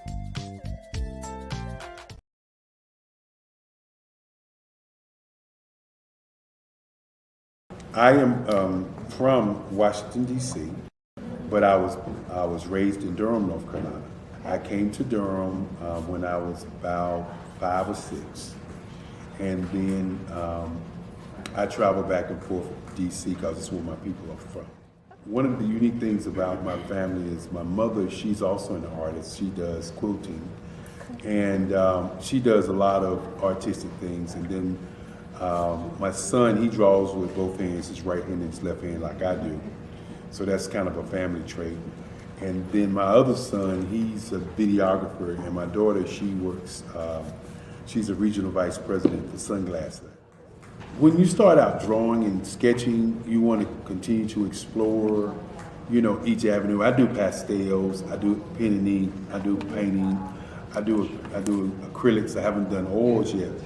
But I try to do all facets of art. What I say to a lot of times to people is, you know, you can't put yourself in a box when you're an artist. You have to explore. And over the course of my life, I've tried to explore different mediums. I also do sculpture as well.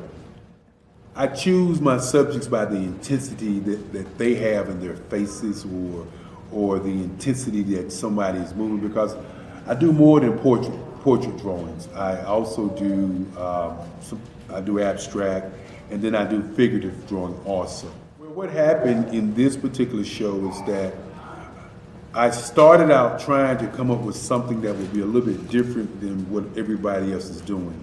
So I was working on a Barack Obama show, and they wanted me to do some paintings of Barack. And so what I did was, because of the deadlines, I kind of did it kind of fast. And then I realized when I was doing it fast, I enjoyed it. And so then I started doing other pieces the same way, and I started to enjoy those pieces also. And so I came up with this particular style, and it's a style of lines and colors. And what's interesting is that when I was in college, I did a show called Lines, Colors, and I talked about the boldness of the blacks, the hotness of the whites, and this is how this has come about, later on in my life.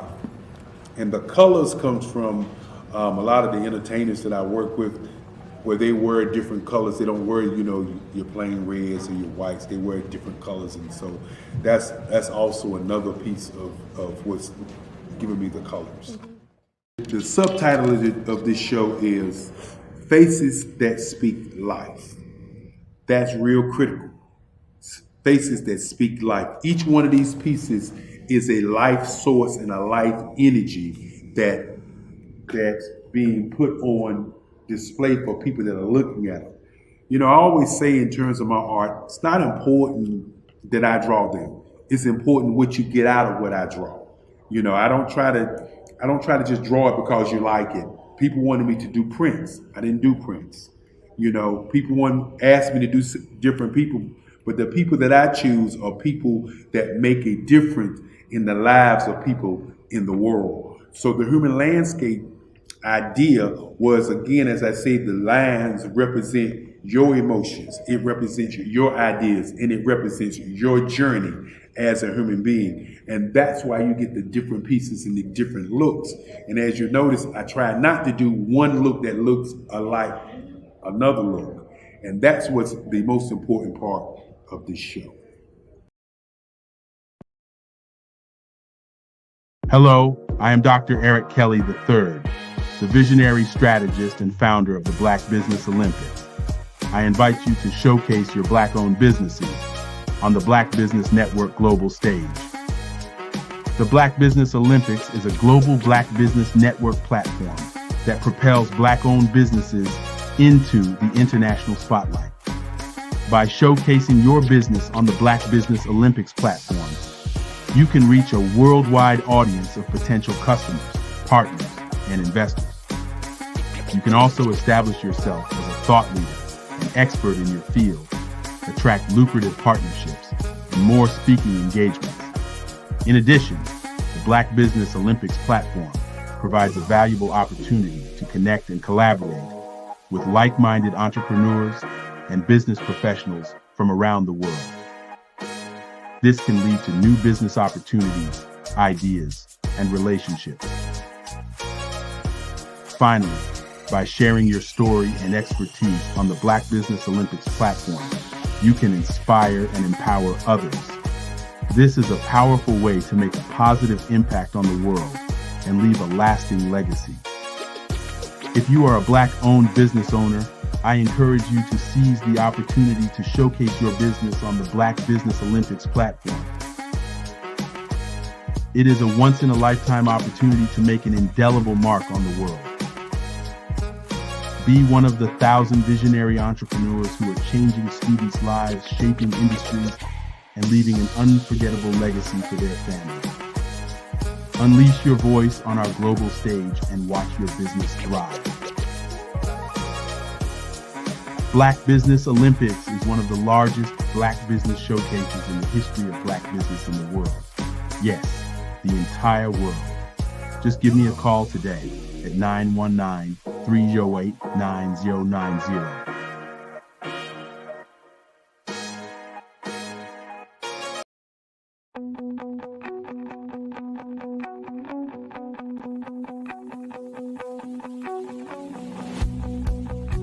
I am Black Business. From the moment I wake until the time I sleep. Yes, I am Black Business. I am Black Business. Tell me, are you Black Business? I am Black Business. Do you support Black businesses? Listen, I support Black business because I am Black Business. Black Business Expo, one of the largest business showcases in the history of Black business in the world. The world! Sign up today at www.blackbusinessexpousa.com or call 919-308-9090. I am Black Business.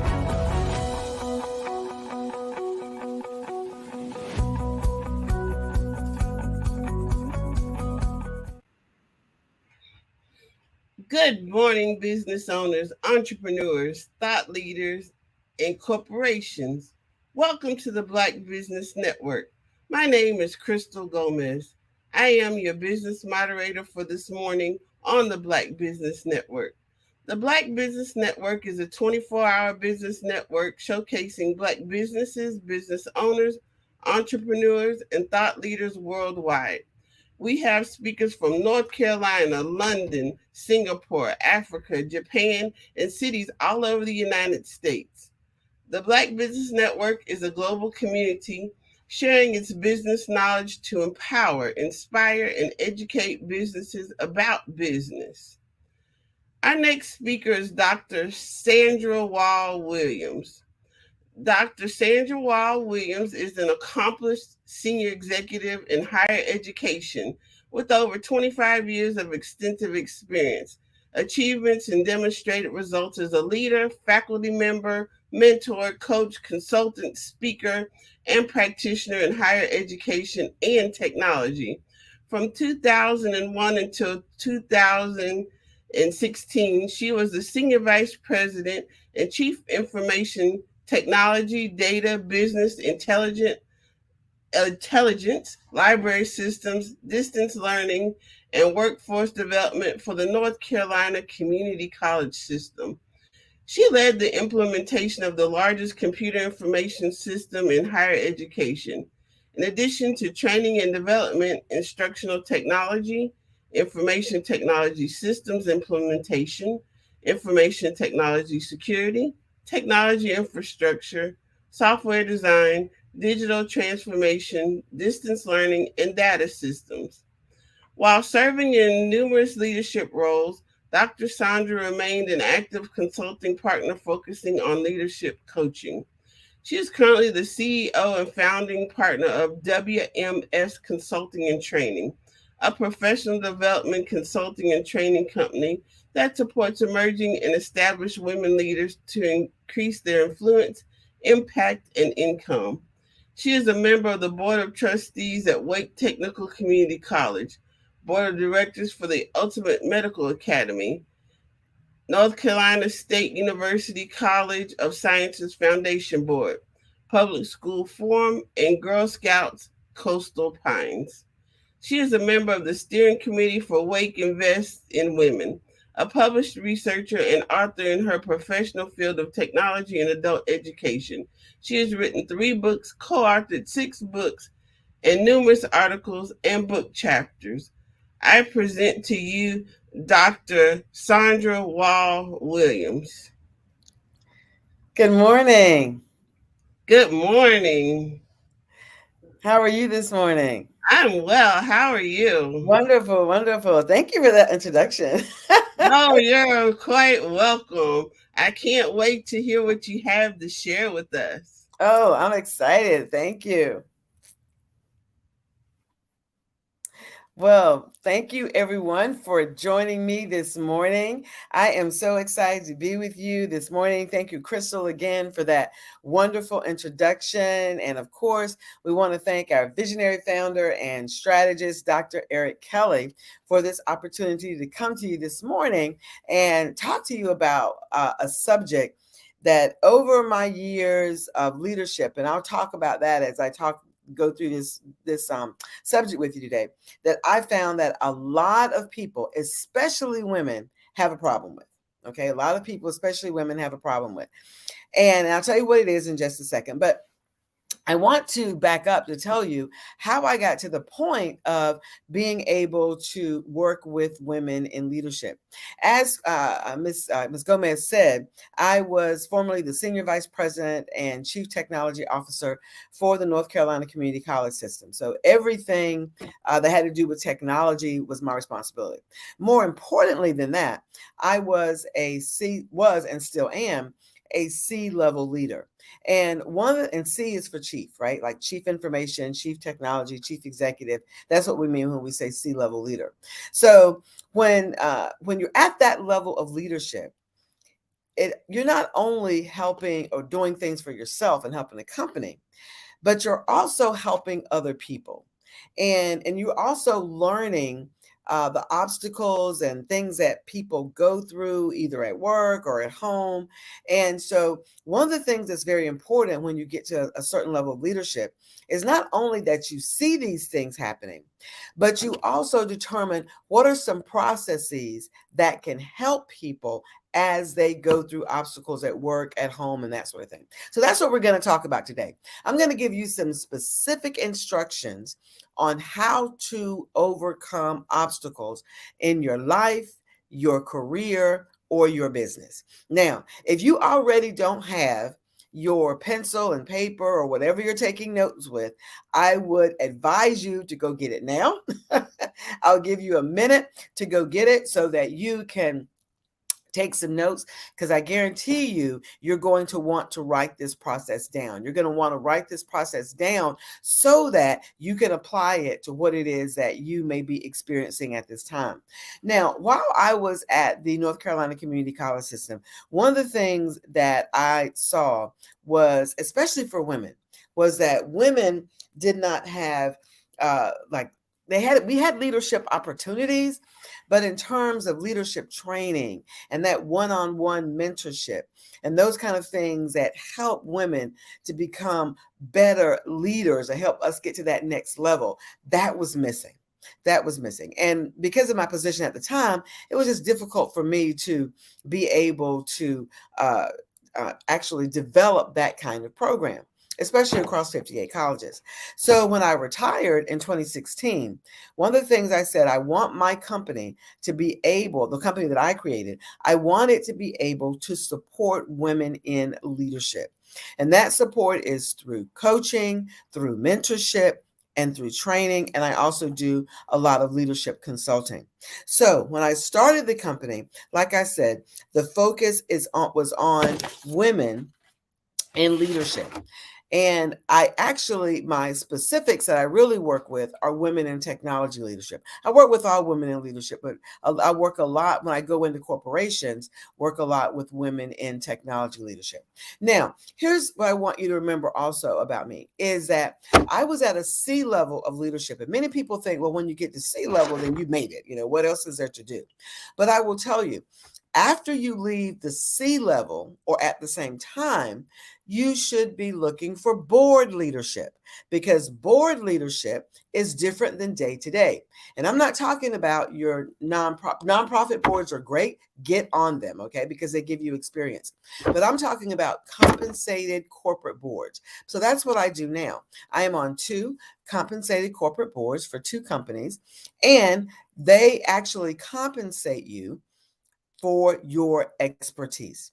That's why it's so important that as a leader, you not only begin to look at how you do your day-to-day work, but you also determine what kinds of things can I add to who I am so that I can make myself more marketable, okay? So that I can do the kinds of things that I need to be able to do for myself whenever I get ready to start a company. Because you see, one of the things that I did while I was still working, and I went through all the permissions, because when you work for state government, you've got to go through the right permissions. So I went through all the right permissions and I started my own company while I was still there. Had nothing to do with what I was doing in state government. It was all about leadership training, leadership coaching and mentorship, right? And so when I started the company, I did that while I was working so that I could see, okay, what kinds of things do I need to add to myself? Okay, what kinds of skills, competencies do I need so that I can be a better person, not only for who I was working for, but also for my own company when I got ready to step out and do that on my own. And so when I did that in 2016, I realized, you know what? I bring a lot to the table, and so do you. But the thing about it is, so many times we don't realize what we bring to the table.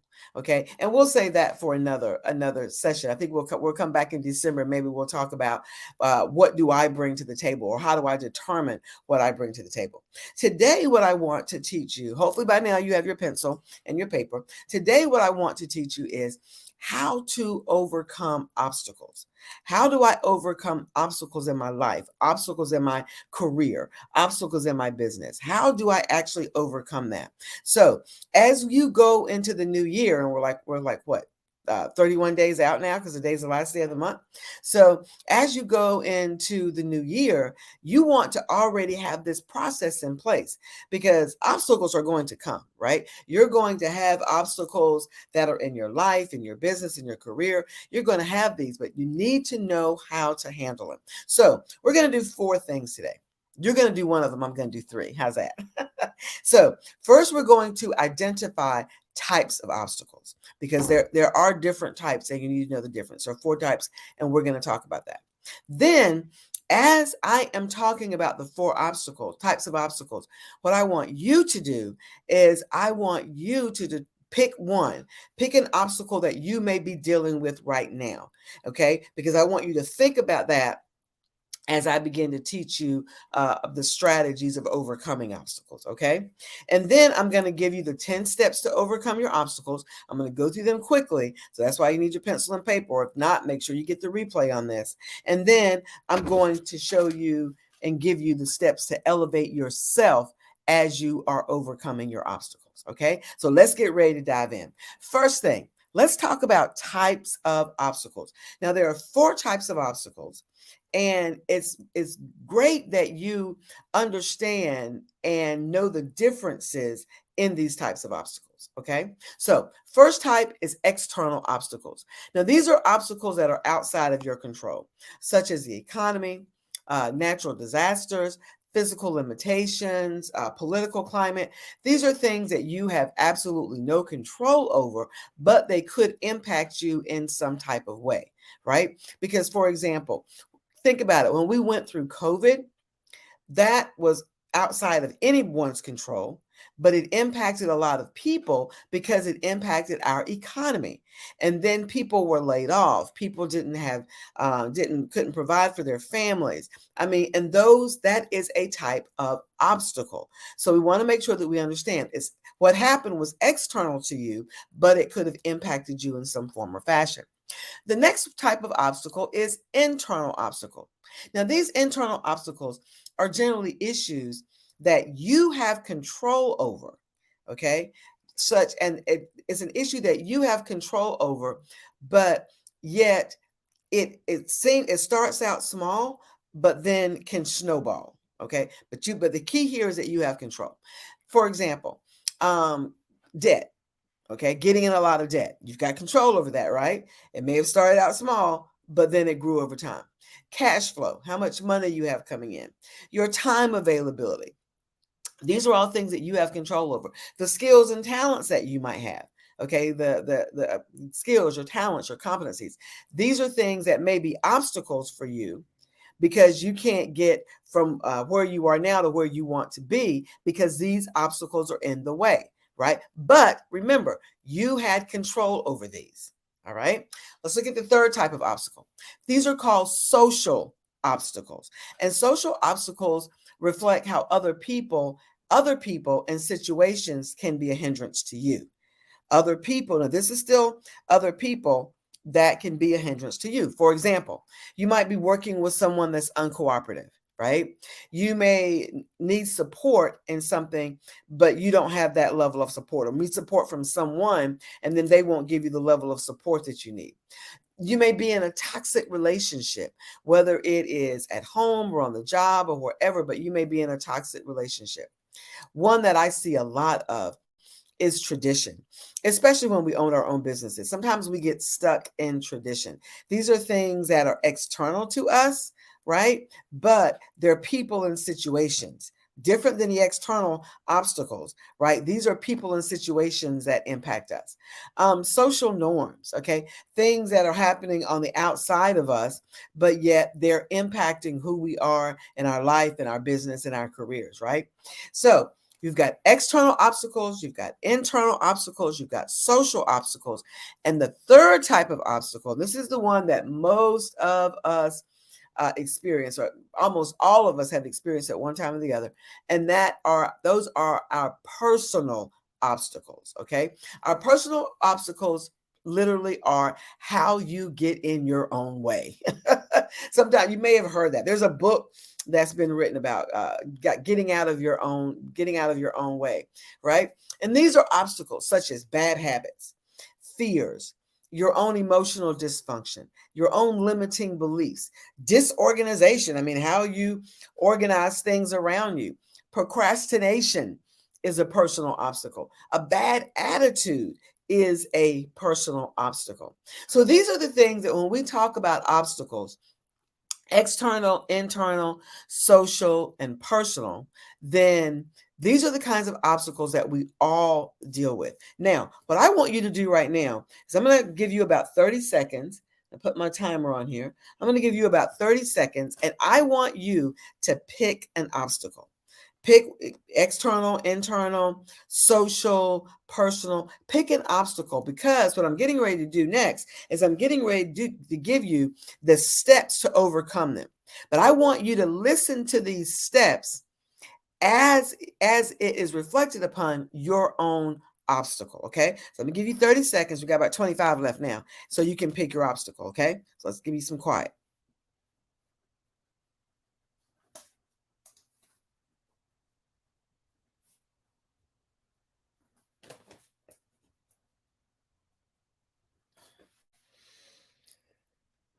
Okay, we got about 10 more seconds.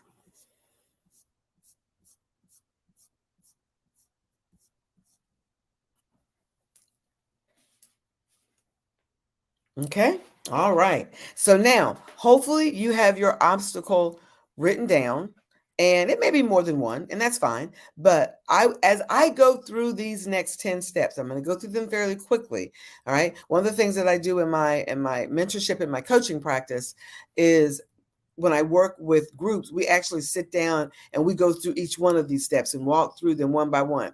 The reason being is as it relates to themselves, right? The reason being is because you need to know how these steps relate to what you're experiencing, right? Not what I'm experiencing, but what you're experiencing. That's why I had you write down your steps. And I actually wrote down one myself, okay? So now, step number one. Step number one is to identify your obstacle. You can't, let me say this very slowly. You cannot fix something that you are not willing to identify. And that's what I had you do. That was the first thing I had you do. I said, identify an obstacle. I said, write it down so that you can think about that obstacle as we go through the steps. So step number one is to identify your obstacle. Now, step number two, and this one takes a little work. Step number two is to adjust your attitude about your obstacle. Now, what do I mean by adjust your attitude about your obstacle?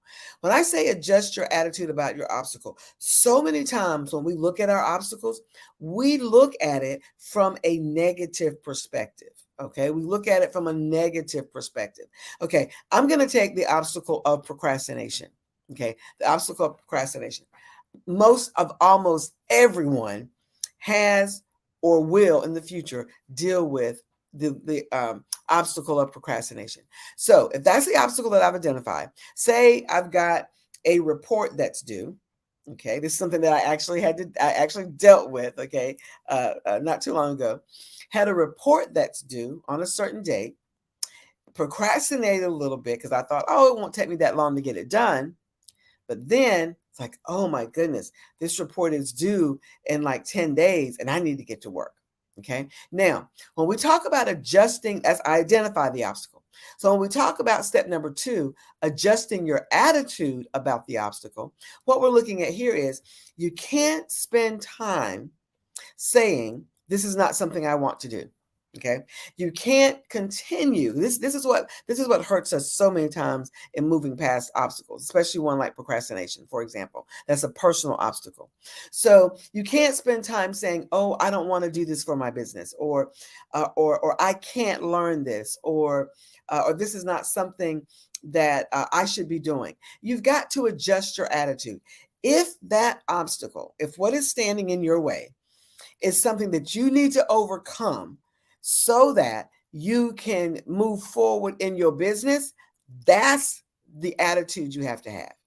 You have to look at the obstacle as something that is necessary for you to either move past it, take care of it, get rid of it, whatever. But you need to look at the obstacle as what is standing between you and what you want to do for your business, your career, or your life. Okay. You've got to change. You've got to adjust your attitude. You've got to begin to look at the obstacle as what's in the way. And then that way, when you look at it from the perspective of this is in my way so that I can't move forward, then you'll begin to say, okay, what can I do about this obstacle to move it out of the way so that I can move forward in a particular area? Okay. That's step number 2.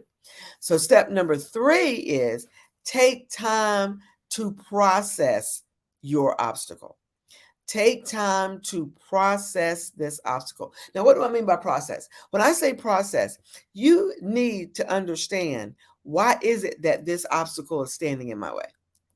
Why am I allowing procrastination, for example, to stand in my way? Why didn't I start on the report 6 weeks ago or 4 weeks ago or whatever? Why didn't I start? You have to take time to process that particular obstacle because there's a reason why you didn't. Now, as leaders and as business owners, especially in leadership, sometimes we don't take time to process. Okay. Sometimes we don't take the time to process and to see what's going on and to understand, why is this an obstacle in my life? For when I looked at when I processed my procrastination was more because I had said yes to too many things. Let that one sink in for a second. I had said yes to too many things. And because I had said yes to too many things, then that made that obstacle, procrastination, become an obstacle because I put other stuff in front of that. Okay. I apologize. I'm at my dad's house in Richmond County, and that's his phone ringing, and he's not here. So it's got to ring on. Okay. So now step number 1, identify. Step number 2, adjust your attitude. Step number 3, take time to process the obstacle. Now, step number 4. Step number 4 is to give control of your obstacle to God. Now, I will tell you that I am I'm a minister, and in addition to what I do with my company, I'm also a woman in ministry. I am a minister at my church. I have another ministry. We didn't talk about that. We're talking about business here. But I firmly believe that in order for you to be able to do what you need to do with your obstacles, you have to pray about the obstacle. When I say give it over to God, you've got to pray about it. You've got to look for spiritual ways of moving past this particular obstacle, as well as business ways and career ways. Okay. So what does the Bible say? And I say the Bible because that's what I believe, right? That's the book that I believe. I know that everybody here may not have the same faith as I do, but I always tell people you have to give control of your obstacle to the one who can actually take care of it. You have the steps to take care of it, but from a higher perspective, we want to make sure that we know that prayer and praise and worship and all those things need to be a part of moving that obstacle past. Because remember, some of these obstacles came to being because of what we did. Okay. Going back to my example, that procrastination on that report, was because I had said yes to too many things. And now I was like, oh my goodness, I am overwhelmed. I can't get this work done. It's not getting done, right? So I had to pray and say, God, how in the world am I going to be able to get this done? Okay. And I had to go in and adjust some things and that sort of thing. But when you look at your obstacle and you ask yourself, okay, what are some, for example, some Bible verses that can help me, that can encourage me as I'm moving past this obstacle? Okay. What are some affirmations that can help me? All of those things are important. Keep in mind what the step 1, 2, 3, and 4, all 4 of those steps so far have to do with you and your actions. Identify, assess, okay, process, and now give your obstacle to God through prayer and praise and worship. Okay, so now let's move into some action. So the first 4 was about you making some changes. Okay, now let's look at step number 5. Now, once you do all of that, step number 5 in this process is determine what actions you can do to move forward. So what is it that I need to do? So what I needed to do is I needed to readjust my calendar because I had to block out times in my calendar to be able to do the work for the report, right? I had to block out time. I had to make sure that whatever I needed to do, I had the time for. So what did that mean? There were some things some events that I couldn't go to. So I had to make a conscious decision to move past this obstacle of procrastination. And keep in mind, the procrastination was my obstacle. But what was the consequence of that? Having to not be able to go to some events that I wanted to go to. All right. So what kinds of things do you need to do to move past your obstacle? Okay, let's look at another example. Say, for example, there's a particular position that you want on your job, and you don't have the education for it, or it has a specific certification requirement and you don't have that. Then what are the actions you have to take? Well, you got to go, number 1, determine what certifications are necessary. Number 2, determine where do I find these certifications? Where can I take these courses? How am I going to get the money to pay for these courses? How am I going to put those courses into my time, okay, into my calendar to do them? And then when am I going to do them? When am I going to finish? Because see, all those are actions that you have to take to get to that next level job. If that next level job is saying that you have to have those certifications to be able to move up. Okay, let's think about our business, right? For those of you that are business owners, when we want to make more money in our business, right? We may add more product, or we may change our branding, or we may expand our customer base. Whatever it is you need to do, you need to be intentional and pay specific attention to what actions you need to take to move forward. Now, here's the thing with this one. This particular step, determining the actions you need to take to move forward, you may not know all of that. This is when you may have to go out and hire a coach or hire a mentor in that particular area, or hire a consultant that can help you to break down what those actions are, or determine what those actions are. Because in step number 6, what we do is, once we know what actions that you need to move forward past that obstacle, then in step number 6, we're going to break down those actions into small goals, because some of your actions can be huge. Okay, if you've got to go back to school, for example, like using that example, if you have to be able to go back to school, then that's huge. That could change everything in your household.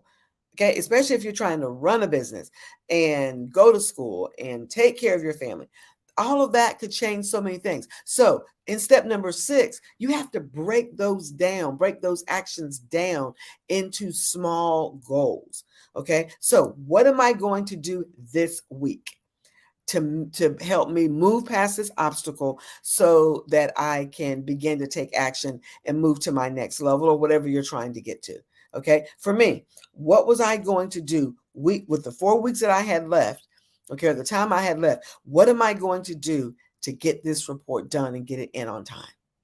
Okay, so this is so important, breaking it down. Again, this is something where you may need professional help. I tell my clients all the time is that there are some things about moving forward and moving past obstacles that you can't do by yourself.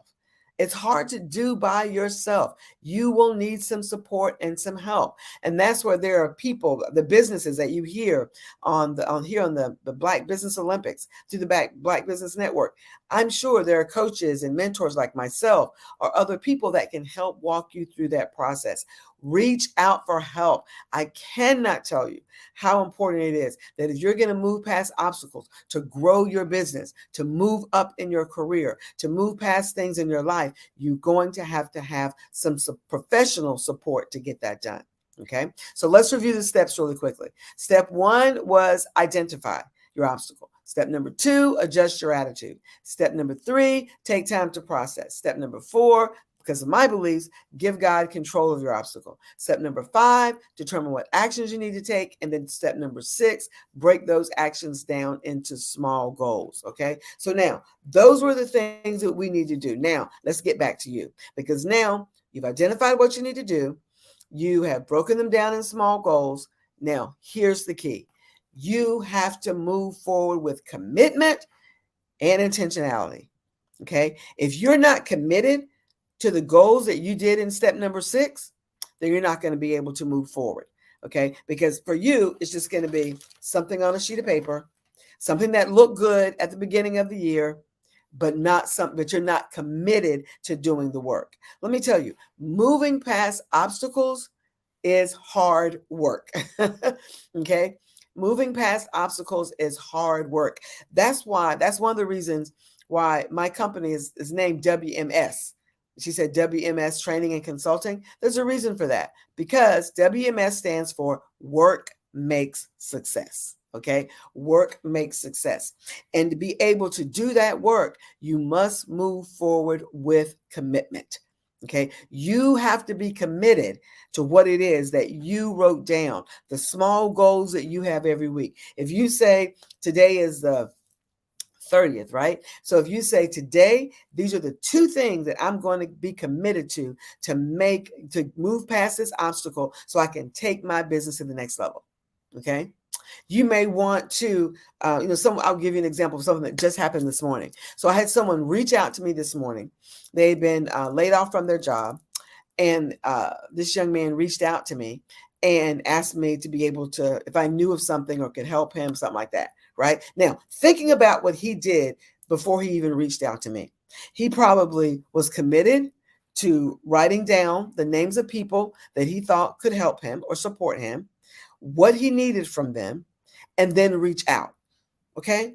That's a small goal towards overcoming a big obstacle.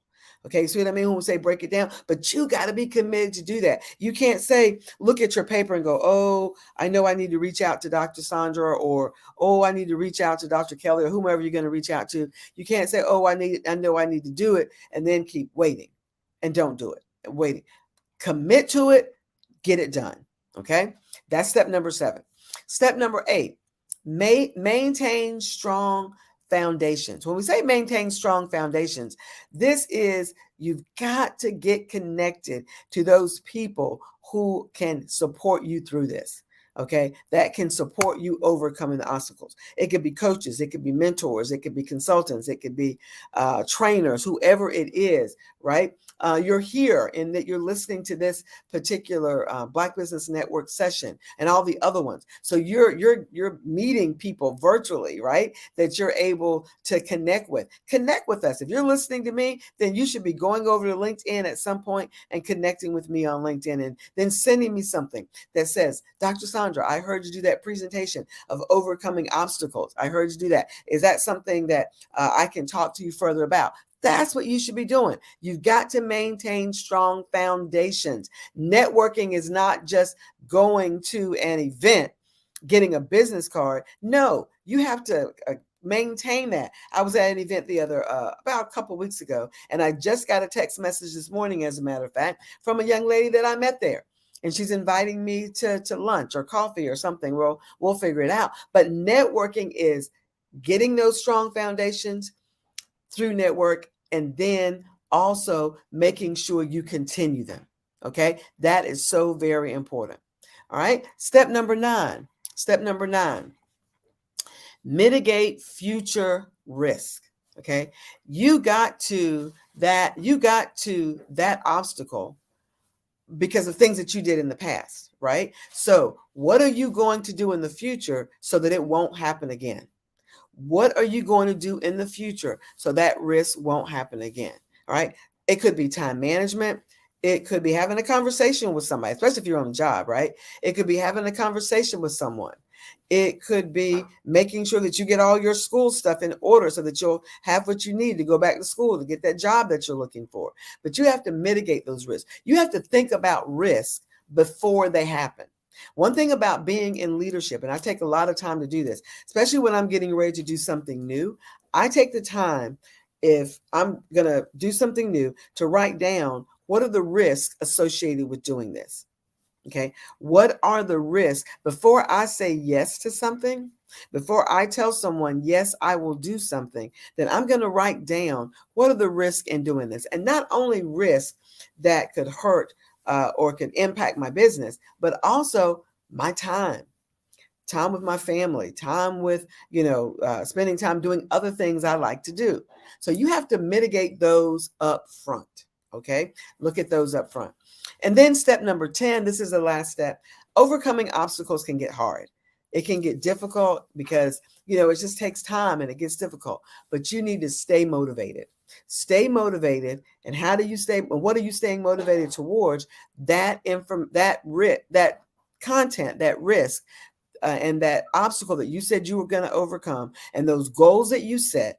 You want to stay motivated so that you can move past those, so that you can continue, because it will get hard. You will get tired. Especially if it's something like you've got to go back to school, or you're in a job and you haven't found that right job yet. You got to stay in that job until you find the right one that you want, right? So until you get to where you want to be, you have to stay motivated. And staying motivated kind of goes back to what kind of things encourage you. Go to networking events, find people that are doing more than you're doing, but you've got to stay motivated. Okay, before we move on to how to elevate yourself, we'll close with that. Let's review the steps one more time. And remember, you should be able to take your obstacle through these steps. Step number 1, identify your obstacle. 2, adjust your attitude about your obstacle. 3, take time to process your obstacle. 4, again, remember, I'm a believer, so give God control of your obstacle. Number 5, determine what actions you can do to move forward.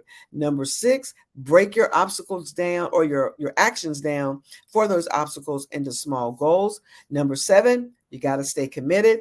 Number 8, maintain strong foundations, network, find those people that can help you and maintain those connections. Number 9, what are the risks in the future? So you won't let this happen again. And then number 10, to stay motivated. So those are the steps that you need to take if you are going to move past your obstacles. So now, let's look at finally, as we close out, how to elevate yourself after your obstacles. Now, this is important because when you are working on moving past your obstacles, sometimes, depending on what kind of obstacle it is, sometimes you sort of get discouraged, you get frustrated, you get angry. But in all of this, you've got to continue to speak positive to yourself. And that's what I call these elevation actions. These are elevating who you are. Okay. So elevation action number 1, elevate what you believe about you, regardless of why the obstacle is the way it is. Elevate what you believe about yourself. What do you believe about you and who you are? Okay. So if you're not on a job, or you get laid off from a job, that didn't have anything to do with it. That had to do with the company. You just got caught up in it, right? So don't blame yourself. All right. If it's something, your business may not be growing the way that you want it to grow. Okay. Then you know what? That doesn't mean that you're not in the right business. elevate your thinking about yourself and what do I need to do, and then just do it. So elevation action number 1 is elevate what you believe about you. Number 2, elevate what you know. This is one that's so important.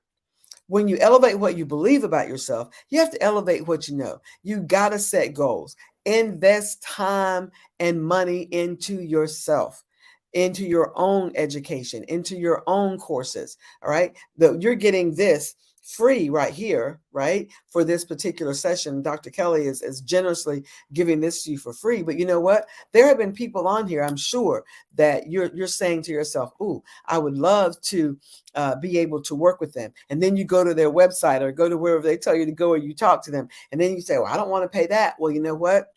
People that pay slay. Right? Remember that. People that pay slay. Okay, I've got 2 more. I'm running out of my time here. Elevation action number 3, elevate your decisions. Elevate how you're going to be making decisions. Elevate the decisions that you make. Do you have all the facts? Why do I need to make this decision? Am I making the right decision? And sometimes you don't want to spend so much time making decisions, because when you make the decision, your opportunity may have passed, right? One of my mentors told me one time, and I say this all the time, is go ahead and make the decision and then make the decision right. Sometimes you have to make a decision and then go behind that and make the decision right. Last one is elevate your actions. Elevate your actions. Wherever you are now, whatever you're doing now, to go to the next level, you have to elevate what you do. Okay, the kinds of things you do, your attitudes, your actions, your habits, your character, all of those things impact where you are going. The things I do today and the kinds of things I do today aren't the kinds of things I did when I started working 25 years ago. All right. I do things today at a leadership level. I make decisions at a leadership level. What I think about now is different than the way I thought about things years ago. You have to elevate as you elevate yourself, you have to elevate your actions, you have to elevate your decisions, and then you have to elevate your investment in yourself. Okay, I'm out of time, Dr. Crystal. So genius is common. I'll see you on the other side. Yes, thank you so much. And where can we find you? Oh, you can find me. My site is drsandraspeaks.com. Dr. Sandra, and that's SAUNDRA, drsandraspeaks.com. If you go there, right, it's still under maintenance and everything. We're adding some new things to it. I'm adding certification, so adding some new programs. So if you go there, you put in your name, your email, and your text for me to be able to text you, and we go from there. Well, genius is common, and we'll see you on the other side. Thank you. Thank you. Bye-bye. Well, I am Crystal Gomez, and we're getting to the end of our day here. So the Black Business Expo's mission is to raise funds for high school seniors going to college or K through 12 entrepreneurs. This expo is a fundraiser for students. You may go to www.blackbusinessexpousa.com to donate to the scholarship fund, or use the Cash App that's on the screen below, $BBXUSA. Our goal is to give laptops and up to $5,000 to 10 students. Students can register online at blackbusinessexpousa.com. Now, every dollar counts, so we want to remind you to donate to the scholarship fund. We want to also thank our Black Business Expo USA sponsors for November 2023. NC 100, Moody Capital Partners, Suede Soul, Lotus Richey Coaching and Training, Carolina, Virginia Minority Supplier Development Council, Step Management, 5-Star BDM Media, Barbara H. Smith, LLC, Margie McLean Foundation, Incorporated, Genius is Common, The Hello, LLC, Earth Essentials, Mullane Shania Global, Executive Women's Success Institute, The Quality Coaching Company, Superwoman Business Services, Creative Force Studios, Lee Entertainment, Artistic App Design, Black Business Expo USA. Genius is common, and I'll see you on the other side.